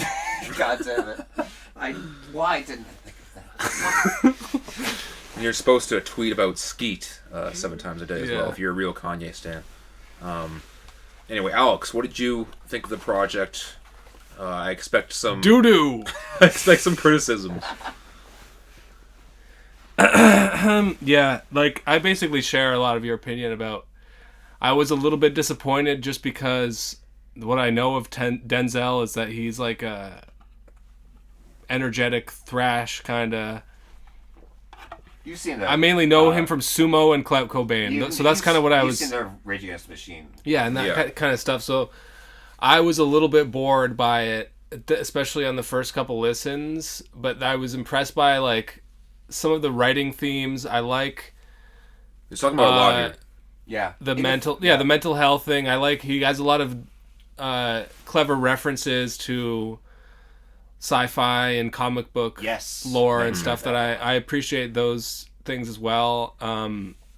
But just sonically, I felt like it was just a little bit too downbeat, and some of the songs were just, they didn't really make any impact on me at all. Like there are some hype songs on here. Like it's not all just like I get that it's you can have a deliberate aesthetic choice of having more of a low-key sort of old school hip hop style album, but I just feel like he missed the mark on a couple of and I was disappointed by a couple of the tracks. So let's go through it a little bit. I think first off, like it starts off very strong. Like Bell Robert Sessions one Glasper, is fantastic opener. Production's crazy. Opens it on being molested as a kid. Like that's like brave shit. Yeah, that was I was surprised to learn that. But Well, then I figured out that he referenced it in Taboo, which I think is an album that you would actually really like. Yeah, I've been meaning to give that one a shot. Maybe Imperial as well. The other ones maybe not as much. But it has the feeling of a therapy session. He's Yeah, really using the music to talk about. And this type he of stuff. literally talks about on here going to therapy and like how that's kind of changed his outlook and stuff like that. But yeah, he mentioned on one of the songs on Taboo, like kind of as a third person, kind of telling the story about that, but kind of he said in an interview like a year or two later, being like that was his way of processing shit, and then he said like on Charlamagne interview that he was molested or whatever. So this is his first time on song referencing it, so it's still a pretty big thing, especially for an opener. That's like a big statement. That's kind of all I have for notes on the first song. You know, the therapist bar was Walking. So Walking, we've already talked about. Talk about Walking. I still think that's a great song. It grew on me more in the album context because I think still it probably fits in my well. top 3 songs on the album. Yeah, very good or song. Love the beat switch. Worst Comes to Worst didn't really do it for me. I love the chorus here. It's super catchy. Worst Comes to Worst. Talking about, kind of more so like problems in America and shit like that. Yeah. I love the bar. He touched on some things, for they sure. draw guns, so how could lead erase me? I love that bar. What I do have a little bit of a problem with is, in terms of his lyrical shit on this album, is like, he mentions a lot of this like stuff that's going on in the very world, surface level, though. but it's not very deep. Yeah. He doesn't really get into it, which I kind of wish, or maybe if he was more lyrical, or if it was a different person doing it, I don't know. I just wish he kind of got a little more into it. In terms of some of the themes, like, he gets really into the mental health stuff throughout. I'm happy with that kind of stuff, but like some of the other themes, he doesn't fully explore as much. Yeah. John Wayne, I didn't like the song as much, but the production I thought was interesting. It was JPEG Mafia. I do like the production. This is the weakest song to me. Just lyrically, sure. I don't know. It doesn't really. And it's kind of a non-starter to me. I don't really like the feature, Buzzy Lee. I don't really like her. It just kind of sounds weird. Like it kind of sounds more like a JPEG Mafia should have been rapping on it almost. Like it kind of feels like more of a weirder kind of song. I don't mind it. Talking about gun violence in America and shit, it kind of fits with some of the themes he's talking about. But to me, it's the weakest song on here for sure. The Last didn't make much of an impression on me. I love that one as well. I love the reggae influence kind of that he's pulling from here. He in this one he's talking about COVID, but in a refreshing way, because it's can also be like pretty much every COVID bar is a double entendre, and he doesn't mention it by name, so it doesn't like date it to me. Yeah. It's like COVID rap's done well, and I think this album in itself, we talked about it a little bit before. I can't remember which podcast, about albums coming out because of COVID and like that COVID influenced. I think this is a COVID album. Like this is a very much kind of like he's stuck inside. I appreciate his lyric about masks and how you walk around and it's like you have no face and like, and every cold case, like America has a cold case, and that's a few different meanings there, obviously. Yeah, I guess there's a little bit more going on with the lyrics, but just the performance-wise and the beat, it just didn't grab me really. That's fair. Yeah, the beat isn't too crazy. I think it's pretty catchy though, and I like the song in general. To me, Mental is one that one did it for me. Like that one's one of my favorites. Great. That one is more smooth production. Yeah. I would have maybe liked another verse. I like the poem but that the guy gives me at too. the end as well. I like the Bridget Perez, the feature. Kind of felt like a Kendrick Lamar style, like almost. I can see that. Yeah. With the very smooth jazzy instrumental, and just the catchy chorus. Yeah, it's about on your mental, it's on your mental. Yeah, talking about more mental health bars. Nothing too like stand out bars wise on this one, but just a very solid overall song throughout. Get my own beer this time. You want me to get your beer, man? Come on. I'm not You don't sabotaged. trust me? Who's to say I didn't shake up all your beers when you were in the bathroom? So the next two tracks I have written down as disappointments. Troubles, I want to like that one more. I'm sorry, it's just not that good. But yeah, it's the closest thing we'll get to Denzel trying to make like a hit. I like T-Pain's part. The chorus is okay. I don't like his inflection, like the weird, like kind of low voice, low shit on the chorus. I think it could have been done better. No, because life's not shit. Because I was like, come on, man. Like, I don't mind it. It's still like Denzel. Like you still get some of the energy in his verse and stuff, but it doesn't really. Yeah, it's not one of my favorites. And I don't think T-Pain really brought that much. Like, T-Pain's verse is kind of funny. He brought some humor, but it just felt like a waste of my time. Yeah, I agree. It doesn't. I don't know. It just doesn't really. I agree with in terms of just like. I don't mean to be so negative, but I have to be negative about something. I can't just. Suck We'll get into some negative shit at some point. Maybe not this album, but for some of the other music we're talking about. But it just doesn't really seem like it fits as well on the album. Like not a terrible song to me, but just not one of my favorites. I mean, it's a little bit along the same lines of mental health related.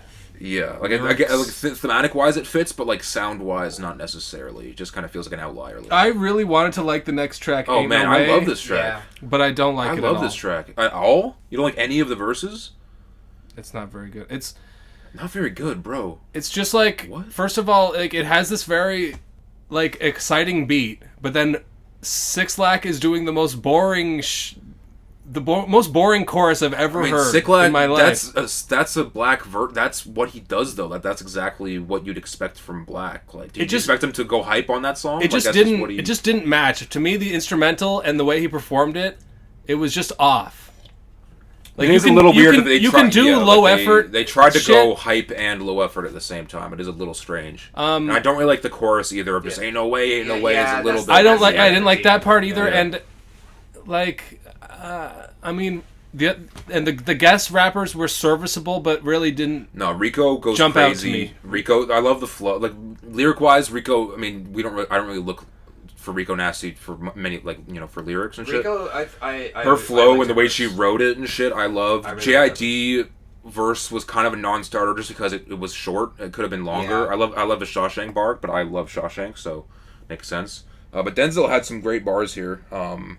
Do you remember the story that we heard when we were listening to Sirius XM? Yeah, he was saying that this was it was like a Denzel thing on radio, being like this song was like the first time he was working with Rico and Jisea. I think it was the same session they did the other song with or whatever. Right. And like they did this whole posse cut when everyone was in the studio, but it didn't really. No one like Rico didn't want it for her album. It's not JID was not really much of a feature on it. Like it was kind of they had the song but nowhere to really put it. So Denzel put it on this album. So again, it doesn't like I understand to an extent like it doesn't really fit thematically, really with the rest of the project. But Denzel has some great bars. Feel Like Jay, Chakra Flowing Through Me Like a Tidal Wave, Jay title bar. Run the Jewels because I kill a mic on any LP. I don't care. That's a great fucking bar. Yeah, no. Denzel verse is great on this. Denzel had some bars on it, but I just. There's the sound of the track, the song overall. Like, especially because it was all these features on it, I was expecting to like this one the most. Maybe a little. And I consider it to be a little bit more on the low end of the songs as far as like if I were to rank them as like which ones I like the most. I still really like it. There are some weak points, like but for a posse cut, like I just think it's tough to have everyone I be 100%. Expecting more. I understand your criticism.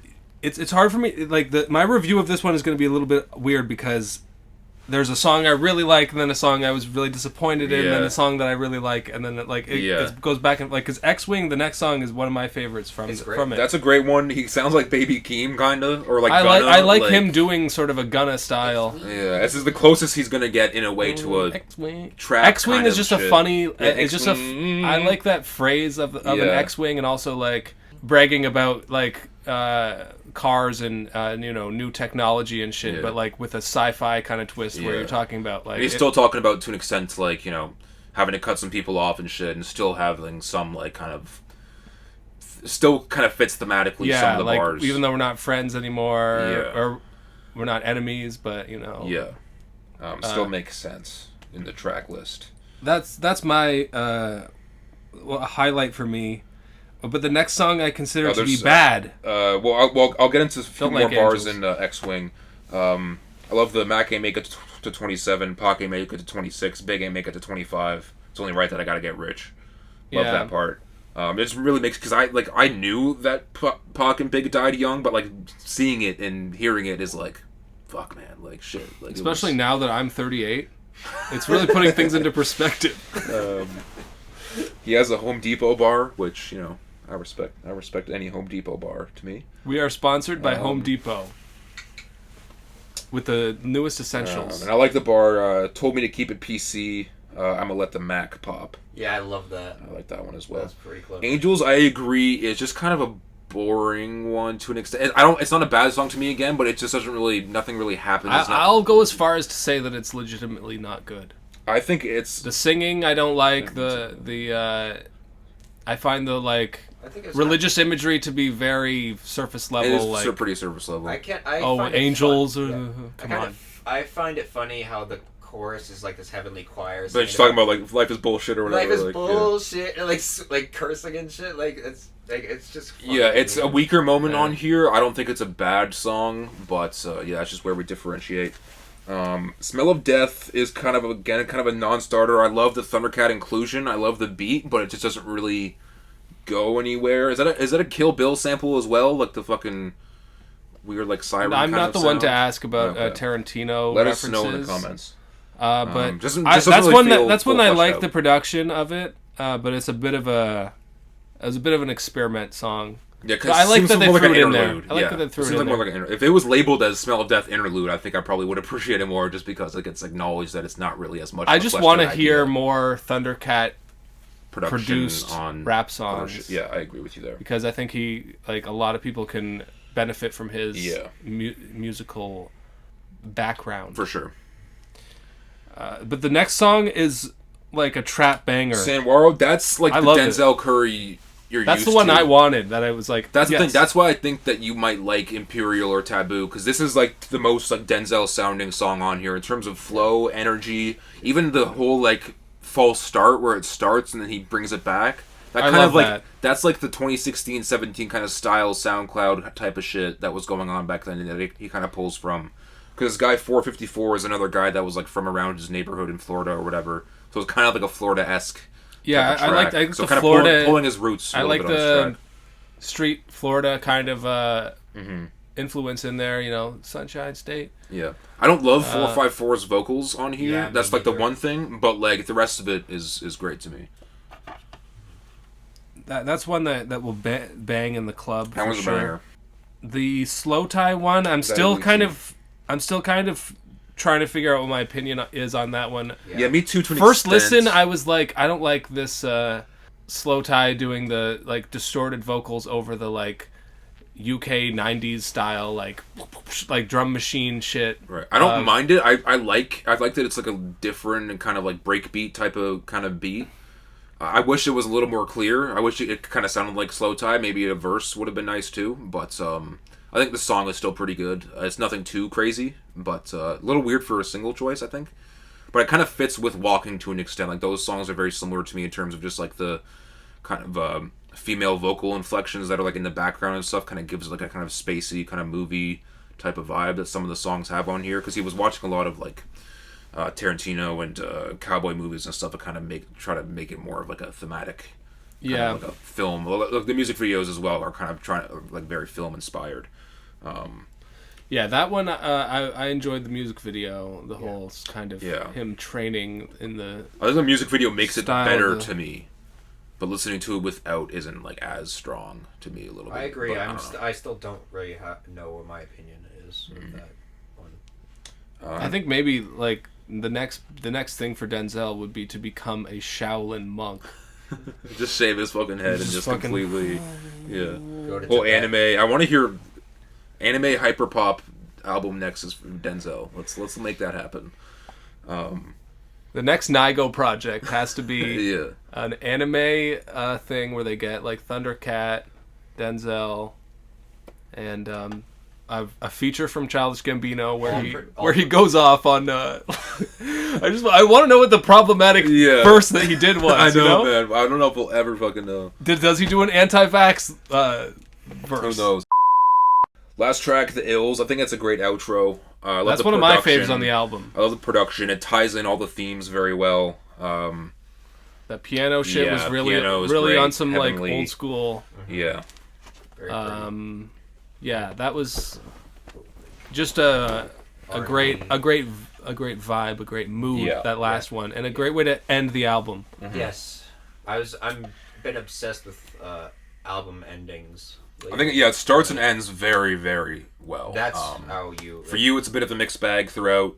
For Josh, it's still first listen, so it's still kind of new figuring out. So far, so good. It's hard for me to return to because I'm bored by like 40% of it. Yeah, I mean that's just the case where you just take out the songs you don't like and keep the rest and just keep it moving. Yeah, pretty much. But for me, I really enjoy it. I wouldn't be surprised seeing it in my top 10 at the end of the year. But we'll see how much I listen to it. All right. Moving on. We can do Dreamville. I think. Let's do a quick segment that I am going to host. Oh yeah, let's do it. A little game called Whack or No. Cut. Already starting off great. Gotta get a drink. A game called Trash or Fire. All right, I'm ready. So jonesing for this, bro. Not Jay-Z. Huh? We've been It's like we've been in this room for hours, guys. I've drank 16 beers. As a 38-year-old, that's kind of crazy. J. Cole, who considers himself to be a top 3 rapper, should be judged by quite a high standard. Okay? Yeah. So I've taken a couple of lyrics from the new Dreamville project, D-Day. Gangsta Grill's Milktape. Surprise album. Very excited for it. I love surprise albums. So on the first track, Stick... Hardest track of the entire year. It's going to be hard to... J. Cole has a lyric. Hard to take that away. In God I trust, I get money faithfully, not just occasionally. Got to make cake every day like I work for a bakery. No, that's kind of trash. Let's be real, folks. I get that Yeah, that's been done. Come on. You gotta have a rhyme to keep going. And within that, I mean, other than that, it's an amazing verse. Yeah, there's some great... I'm pulling up Genius right now, because I only listened to this album like maybe twice. Wait, gotta make cake... Every day like I work for a bakery. It's just... Like I work for a bakery. So somebody charged... he charges $2,000 a word. Yeah. So that's what... Yeah. So that would be $18K? Yeah. For that $18,000 for that? For a bakery bar is crazy. Not to mention it's been done. Yeah. At least you can probably mention like 3 or 4 like Wayne, Tyler the Creator has the whole she won't give me the cake but I got a whole bakery at home or some shit. Yeah. And it's been done in the joke of like cake meaning she got ass like whatever, or cake meaning money as well. It's been done to death. So I'm sorry, J. Cole, but that's... I'll counteract that with a fire bar earlier on. Bullet hit his mouth, at least he died tastefully, is fucking crazy. That's a good one. Yeah, a lot of you're right. Like the rest of the verse is fire, but that one bar is kind of trash. That whole song is immaculate. It's quite the banger. If I couldn't sound any fucking whiter. I'll treat a ride through the hood like a hike through the woods. Got a stick that I take with me. Yeah. Yeah, that's a good one. JD's verse is great as well. Kenny Mason's on the hook is nuts. JD had that bar. Was it like a little pump gets smoked like perp or some shit like that? Yeah, like a little pump and smoke perp kind of like half diss bar in there. Yeah. I think that was clever. Song. Yeah, he had some other clever bars in there. We'll do a full review of the album, as I just want to hit on these last two. I just want to get that song out of the I got way. two more just because you got to have at least three things for it to be considered a segment. That's all right. Yeah. So later on in the album, there's another solo J. Cole song called "Freedom of Speech." Yeah. He says in this, Netflix, when you come through, they ask, you still watching on the TV prompt. She give me dome, I catch some Z's, I call her ZZ Top. I like that bar. I don't think it's fire, but it's funny. It made me Exhale out of your exhale nose. out of my nose Yeah. a little bit. So that's alright. Fam. I don't think it's trash. I think it's funny. I don't know. That's my opinion. You do have to consider that he is like, 40 years old at least, right? No, he's not quite. He's late 30s. Okay. I think. And he's got like a wife and kids. Because, yeah, referencing ZZ Top, it's like, fam. That is a 40-year-old thing to do. That's true. This is the type of thing millennials will have to Google. Yeah, fuck, eh? Yeah. Genius, that shit. Not like the corniest, not the worst. The bakery one's worse to me just because it's been done before. At least I haven't heard a ZZ Top reference in a rap It's song. it's ever, I don't original, think, so, but yeah. I wouldn't. I mean, it's not fire. It's not. This trash. is not Eminem level cringe Yeah. either. Oh well, we don't even compare it to that because that's Eminem's a whole different level of cringe right now. But it's just really, if J. Cole, if you're going to be considering yourself to be this the whole best rapper album of all time, is kind of like not B-sides, but it's a mixtape. I don't hold it as a high regard. Like if these bars were on the off season, I would have been a little bit like, even though he did have some kind of cringe bars on the off season. Squarespace bar, but anyway. Yeah. What's your third one there? My third one doesn't have one. J. Cole's perfect. Top three. Like I'll start a little bit before the lyric. Yeah. Posing all nervous, afraid of the judgment, and the thought of showing too much of my day is repugnant. I be keeping my kids away from the gaze of the public. We already did this. We already did the same bar on the podcast. The gaze of the public? Alright, we're repeating bits now, alright? Wait, we've already made We've fun done of this this? exact bit, because this song came out last year, right? Oh, right. The Okay. Evans EP. I just thought with the... Hide my children from the gaze. Yeah, that was... Yeah. Yeah, I just thought that, especially given in the news, there's a lot more outrage about, like, oh, Disney, they're groomers, or, like public school teachers are like turning your kids gay or whatever. That don't say gay bill. I thought that was could be perceived as an oblique reference to yeah. You know, I keep my kids away from the public school teachers who are indoctrinating them with gay ideology, like who have lesbian hair and colored that shit was out in last year. Right, so that's one thing I only realized when I was researching this bit for today. That song already came out a long time ago. The rest of the album, I think there are some really great tracks on here. There are some duds. Not as strong to me as Revenge of the Dreamers 3. But Revenge of the Dreamers 3 is a great album. It wasn't as long and filled with special guests and So to an extent, that's good. Revenge of the Dreamers had, everyone from Ski Mask to Vince Staples to I appreciate this for pretty much. DaBaby was on it. Yeah, I appreciate it for being more so a Dreamville kind of. There are some features, obviously. 2 Chainz is on here twice, but of all the projects we're reviewing today, D-Day made the biggest impact on me. Very impressed with it. I'm not super. I give it like a 7. I would go a little bit higher just because not a fan of. It just got me so excited. Well, yeah, I was because a surprise album like that doesn't really happen much nowadays. And I was surprised at how I loved all the moments from even the people that I don't know as well. Yeah, there's some Usually moments... I just kind of, you listen to this Dreamville shit and you're mainly interested in JID and J. Cole's contribution. And maybe some of, whoever else. Yeah, like Luke, Cause, and Omen have their moments on here, but they also have some songs that I don't really like as much or just kind of boring to me. We can go through track by track a little bit. We talked about Stick already. Insane. Stick is the perfect intro for insane track. Live performance as well, which was the whole reason they did this album, because it was Dreamville Fest was out in fucking North Carolina, or wherever the fuck that was, like that weekend. So they dropped this album for the. Sometimes you just need a guy going stick. Yeah. Stick.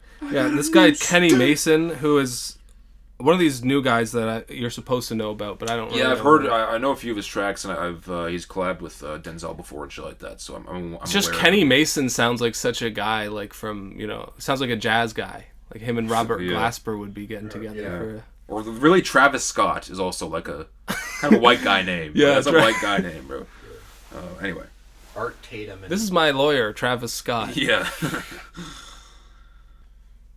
Ghetto Gods freestyle, I think, is pretty fire.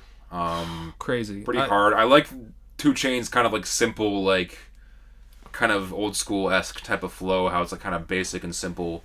Got some bars. That's in there. one of those. It's just a really dope beat that sounds like DJ Drama sounds amazing, like hyping that type of a track up as well. Yeah. And I like DJ Drama's whole kind of military theme of just like this is a war, like you got to bring your best spitters. Yeah, the whole cover too with to the combat helicopter, with the jets flying through, and the cover is very old school, like mixtape style. Like it's a very. I love this the whole concept of the thing, and it is just a mixtape. But I mean, I just love that it's like an old school type style, and Gangsta Grills obviously, and DJ Drama are legends. But yeah, 2 Chainz, his flow goes crazy, and I love how he starts the verse off with like just a very like pussy real pink. Yeah. Sink. Yeah, like he just skips over the whole thing where like a wet like a sink or blah blah blah blah. It's like no, just skip to the word. To the cutting corners, 2 Chainz is. He stays ahead of the game by like waiting for your expectation, and then like he's a great comedian, honestly. One of the first funniest rappers of all time. For sure. First 4 tracks here are all very good. Boz, I didn't know that Boz could flow that like that. Like he doesn't. Yeah, I like some solo Boz tracks where he's like spitting, and him and A$AP Ferg are like real, like the flows are crazy on this shit. The beats like hype as fuck. Like it's a lot of these tracks are like very hype. I love his verse of his line of never let a wishbone grow where a backbone could. I didn't catch that. That's good. And that's he kind of goes off that flow for the most of his verse. So he's also giving you some game as well. Mm-hmm.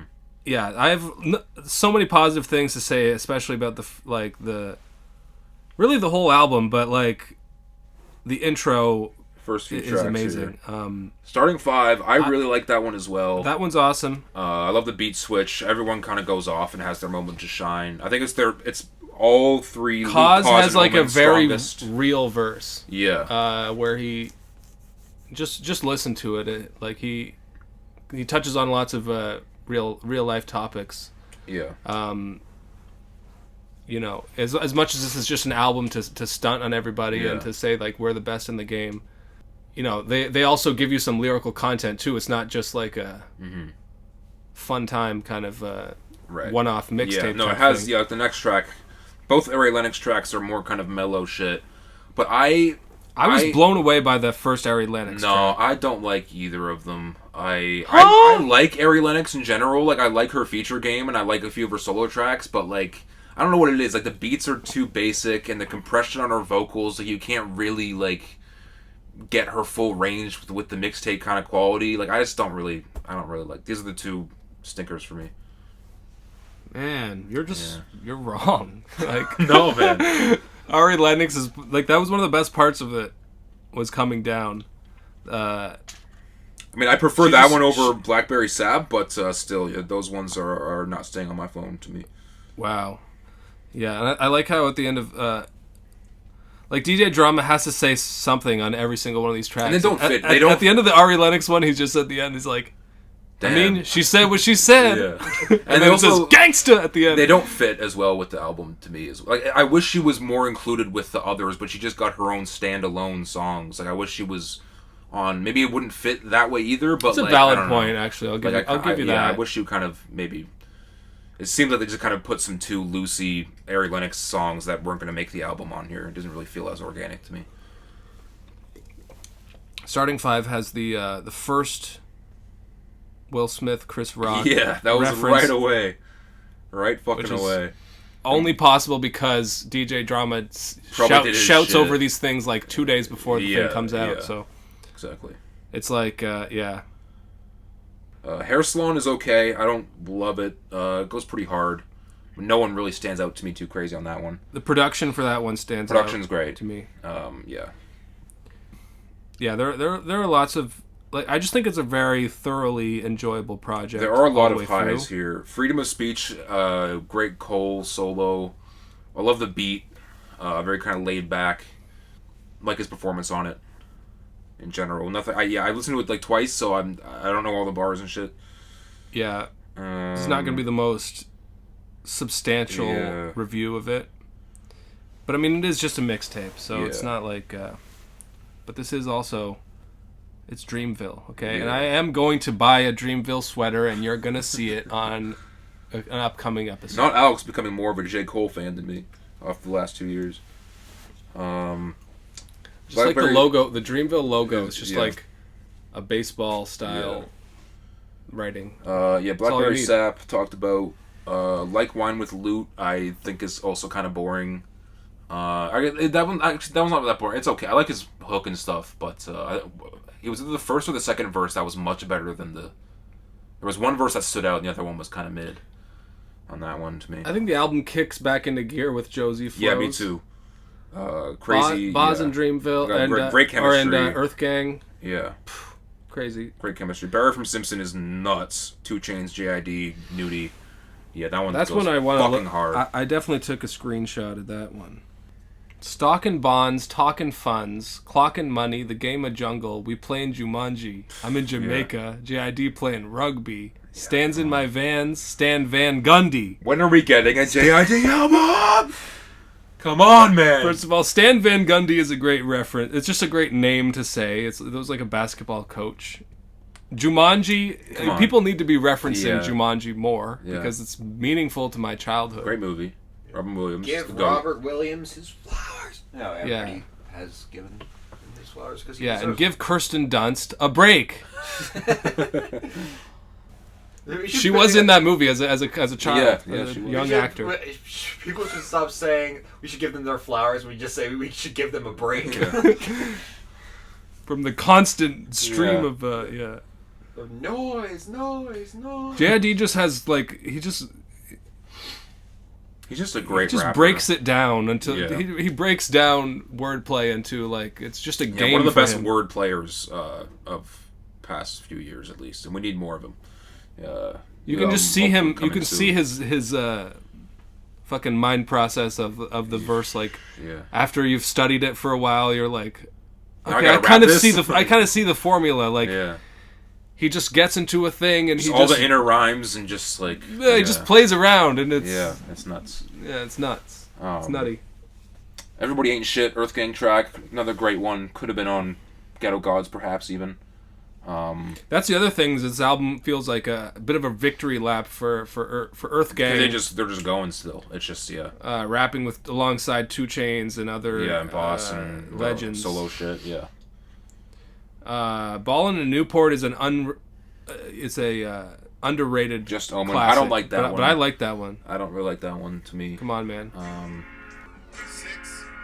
maybe I'm not a big fan of Omen. I like the old school vibe of the tracks 12 and 13 because the next one or tracks 13 and 14. Yeah, Big Trouble. I really like Big Trouble freestyle. He raps over the Who Shot Ya beat. Yeah, great performance. Did it justice. Like he did a pretty good job on here. Had some great bars. I kind of like this one. the concept of doing a couple of more old school style songs. Yeah, because you're on a mixtape, right? Like, get the chance to do it. Like, why not? Yeah, and to like sort of carry the torch for hip hop in a way, and like and still kind of shouts out and respect the legends that Yeah, and saying like we past. deserve a place in this conversation as well. Yeah.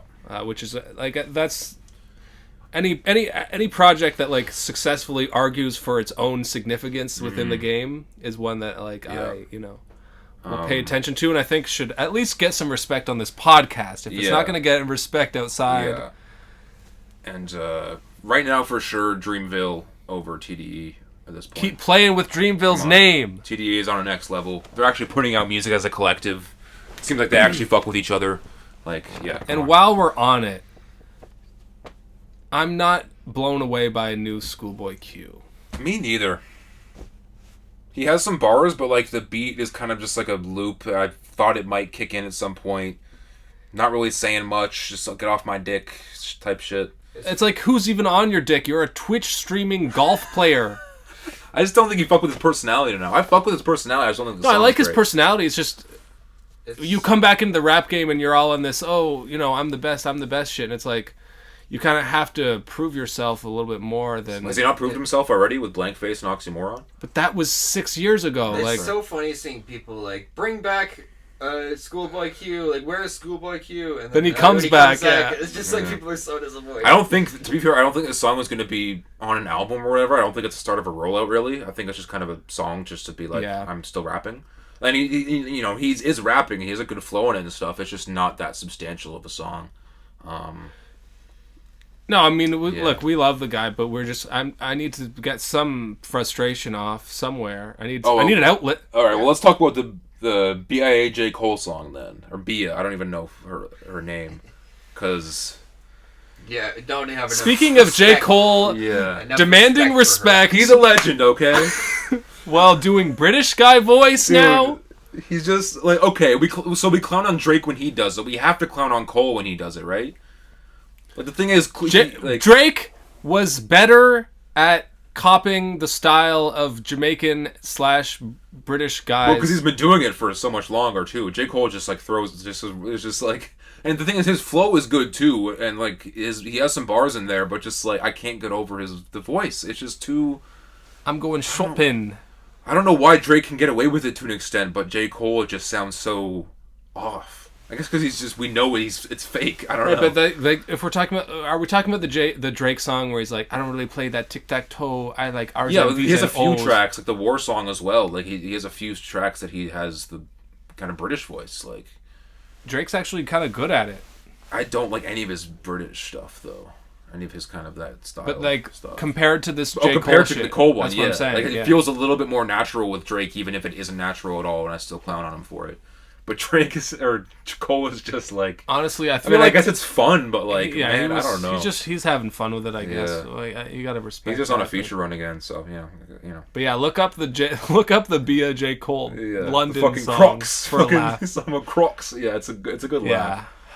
He even does like a "man's not hot" kind of reference. Yeah, and he's like talking in the background and with the accent too. It's like, man, you're like really fucking Queen Lizzie. Yeah, like the bar is funny about like even the Queen would say even Queen Elizabeth would say I'm king or some shit. Like, all right, he has some bars, like good bars in there, but just like I just can't. I just can't give it to him, man.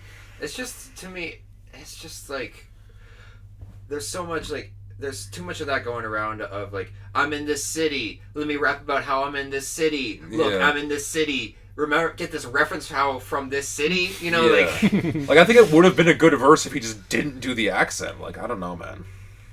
And this is the second time he had a song because he had the London feature with Young Thug and Travis. And now he has a song with London. Like the London. Yeah. And the London was a great track, but dude, London Bridge is falling down. And we're falling apart here. We got a few more tracks.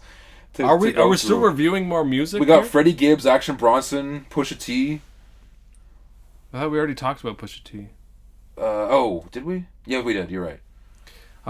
But one last thing on ScHoolboy Q is I feel like ScHoolboy Q and Logic are basically in the same. Bro, I could see in years them being in the same league as like. Oh, I used to be a rapper, then I got some success, I had a kid, and I became a Twitch streaming celebrity guy who does music on the side. I suppose, yeah. And but I'm still going to come back in the rap game acting like, oh, I'm the biggest shit in the world. An infinitely, a way better rapper than Logic, though. Yeah, I know, but I'm saying, like, it's just this new phenomenon of I have a bit of success, I'm going to just do my own thing, but still act like I'm... But that's okay. But then don't come back and talking all this shit like I'm the It was a number one strange style. rapper. It was a strange choice to just come back and be like, I'm this shit. But we're like, bro, where have you been? It's like no one's even said your name in a couple of years, fam. To me, it's kind of disrespectful to the game and to art. Not to get too heady into a conversation, but to me, it's like you balance as soon as you get any form of success and stability or whatever, then you didn't really care about. It comes across as you don't care about the art Well, side it's or okay to be that kind of guy, but it's Yeah, like but it's okay, if you want to but, be the like- best, you have to sacrifice everything. But he's you not know? trying to be the best though at rapping anymore. Then you don't rap about being the best. Yeah, exactly. But that's rap though. I know. Everyone raps about being the best, but no one's the best. That's the frustrating thing. Did we just destroy rap? No, some Yeah. people really are though. Well, there are some undisputed goats. Kanye's the obviously. best. Oh, fuck off. Well, and let's save the Donda 2 discussion for Yeah, later no, because no. it's too big. Yeah, no. That's gonna be another 3 hour. I'm already sick of podding. Freddie Gibbs track, Rick Ross. Really good. Really Great track. Rick Ross feature. He starts off really good, but kind of I don't know. He kind of falls apart there towards the end. Freddie Gibbs' whole strategy is like that he's going to put out a bunch of singles with, you know, Jadakiss, Rick Ross, Yeah. older guys that have like lots of support and respect already, and he's just kind of adding his name to the pantheon of coke rappers, Right. You know. And Freddie, his flow is crazy on this. The chorus is great. Beat's great. Great Kenny Beats beat. Sorry, Kurt. You okay there? The spirit of Nevermind is still with us. He's saying put some respect on ScHoolboy Q's name from the grave. It's probably my favorite of the singles that he's been kind of. Actually, I liked Gang Signs with him and Q. That was a really good one. But yeah, I liked pretty much all the. The Jadakiss one didn't Freddie really do Gibbs, it for me. There was one other one that I kind of forgot about. Action Bronson, new song, new album coming out the 29th. El Crocodilo Turbo, or whatever it's called. So we're switching out dolphins for crocodiles. Fully produced by Alchemist and Derringer, so I'm very excited. Derringer from Griselda fame? Yeah, features from Boldy James and a few other people. Coming out right before we're seeing him live, so that's going to be hype. We're going to have to be on it. We're going to have to study that one before. I've been before listening we go. to that Action Bronson Chance the Rapper song from like Baby Blue. That's a great song. Wow, yeah, I've been listening to that a little bit lately. We should go back into Action Bronson's discography because I'm sure we would actually like it, but I don't know. Yeah, we're gonna be doing some on the street bits. Yeah, it'd be very fun. At the Action Bronson Earl Sweatshirt concert. Yeah. Mid-May. Featuring Boldy James and the Alchemist. Yeah, mid-May, kind of look out for that. Fam. Yeah, I want to just talk. I just want to like talk to people and be and just ask like stupid questions. Yeah, and shout memes at people just to get reaction. Yeah. If we get recognized at that fucking don't show, even say that. Way. Don't even get my like, hopes up. That's never gonna happen. Earl Sweatshirt's like, what? Yo, is that? But this new song Sub-Zero, I almost didn't really pay too much attention to it because the video was just so insane. But he has some great bars where he's like, I'm getting head from your wife, I'm in bed with your wife, and then I get out of bed with your wife. He's just such a another great comedian rapper, such a funny rapper. I voted for Obama. Yeah, that's how he ends the verse. Just a quintessential Action Bronson song, from the beat to the bars to the music video. It's everything you want out of an Action Bronson song. He's surfing, but he's just leaning on the boogie board. It's not really a it's surf. all green screen, crazy lasers and crocodiles, and just man. Yeah, loving the new. Is this album gonna have crocodile sound effects for the whole thing? That'd be crazy. That'd be crazy. Like only for dolphins. Yeah. Which, by the way, I re-listened to recently. I should listen to that one again before the pod. All the animators for the green screen and all this. Like, all right, just snort coke and then just do whatever the fuck you trip want. on fucking shrooms and then go.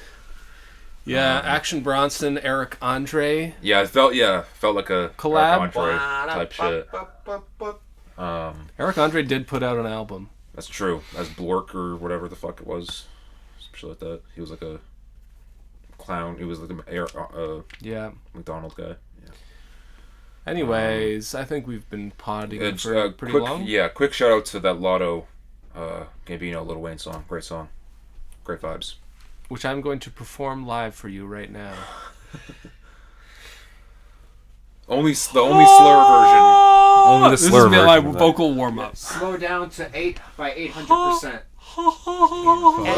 SF Gang for life, I got it tatted. You know it. 3 of us are goals, call that a hat trick. The tattoo on my arm should've made it clear. SF Gang for life, man, yeah, we staying in. Drive around, windows down, blasting hype beats. I'm watching art ho film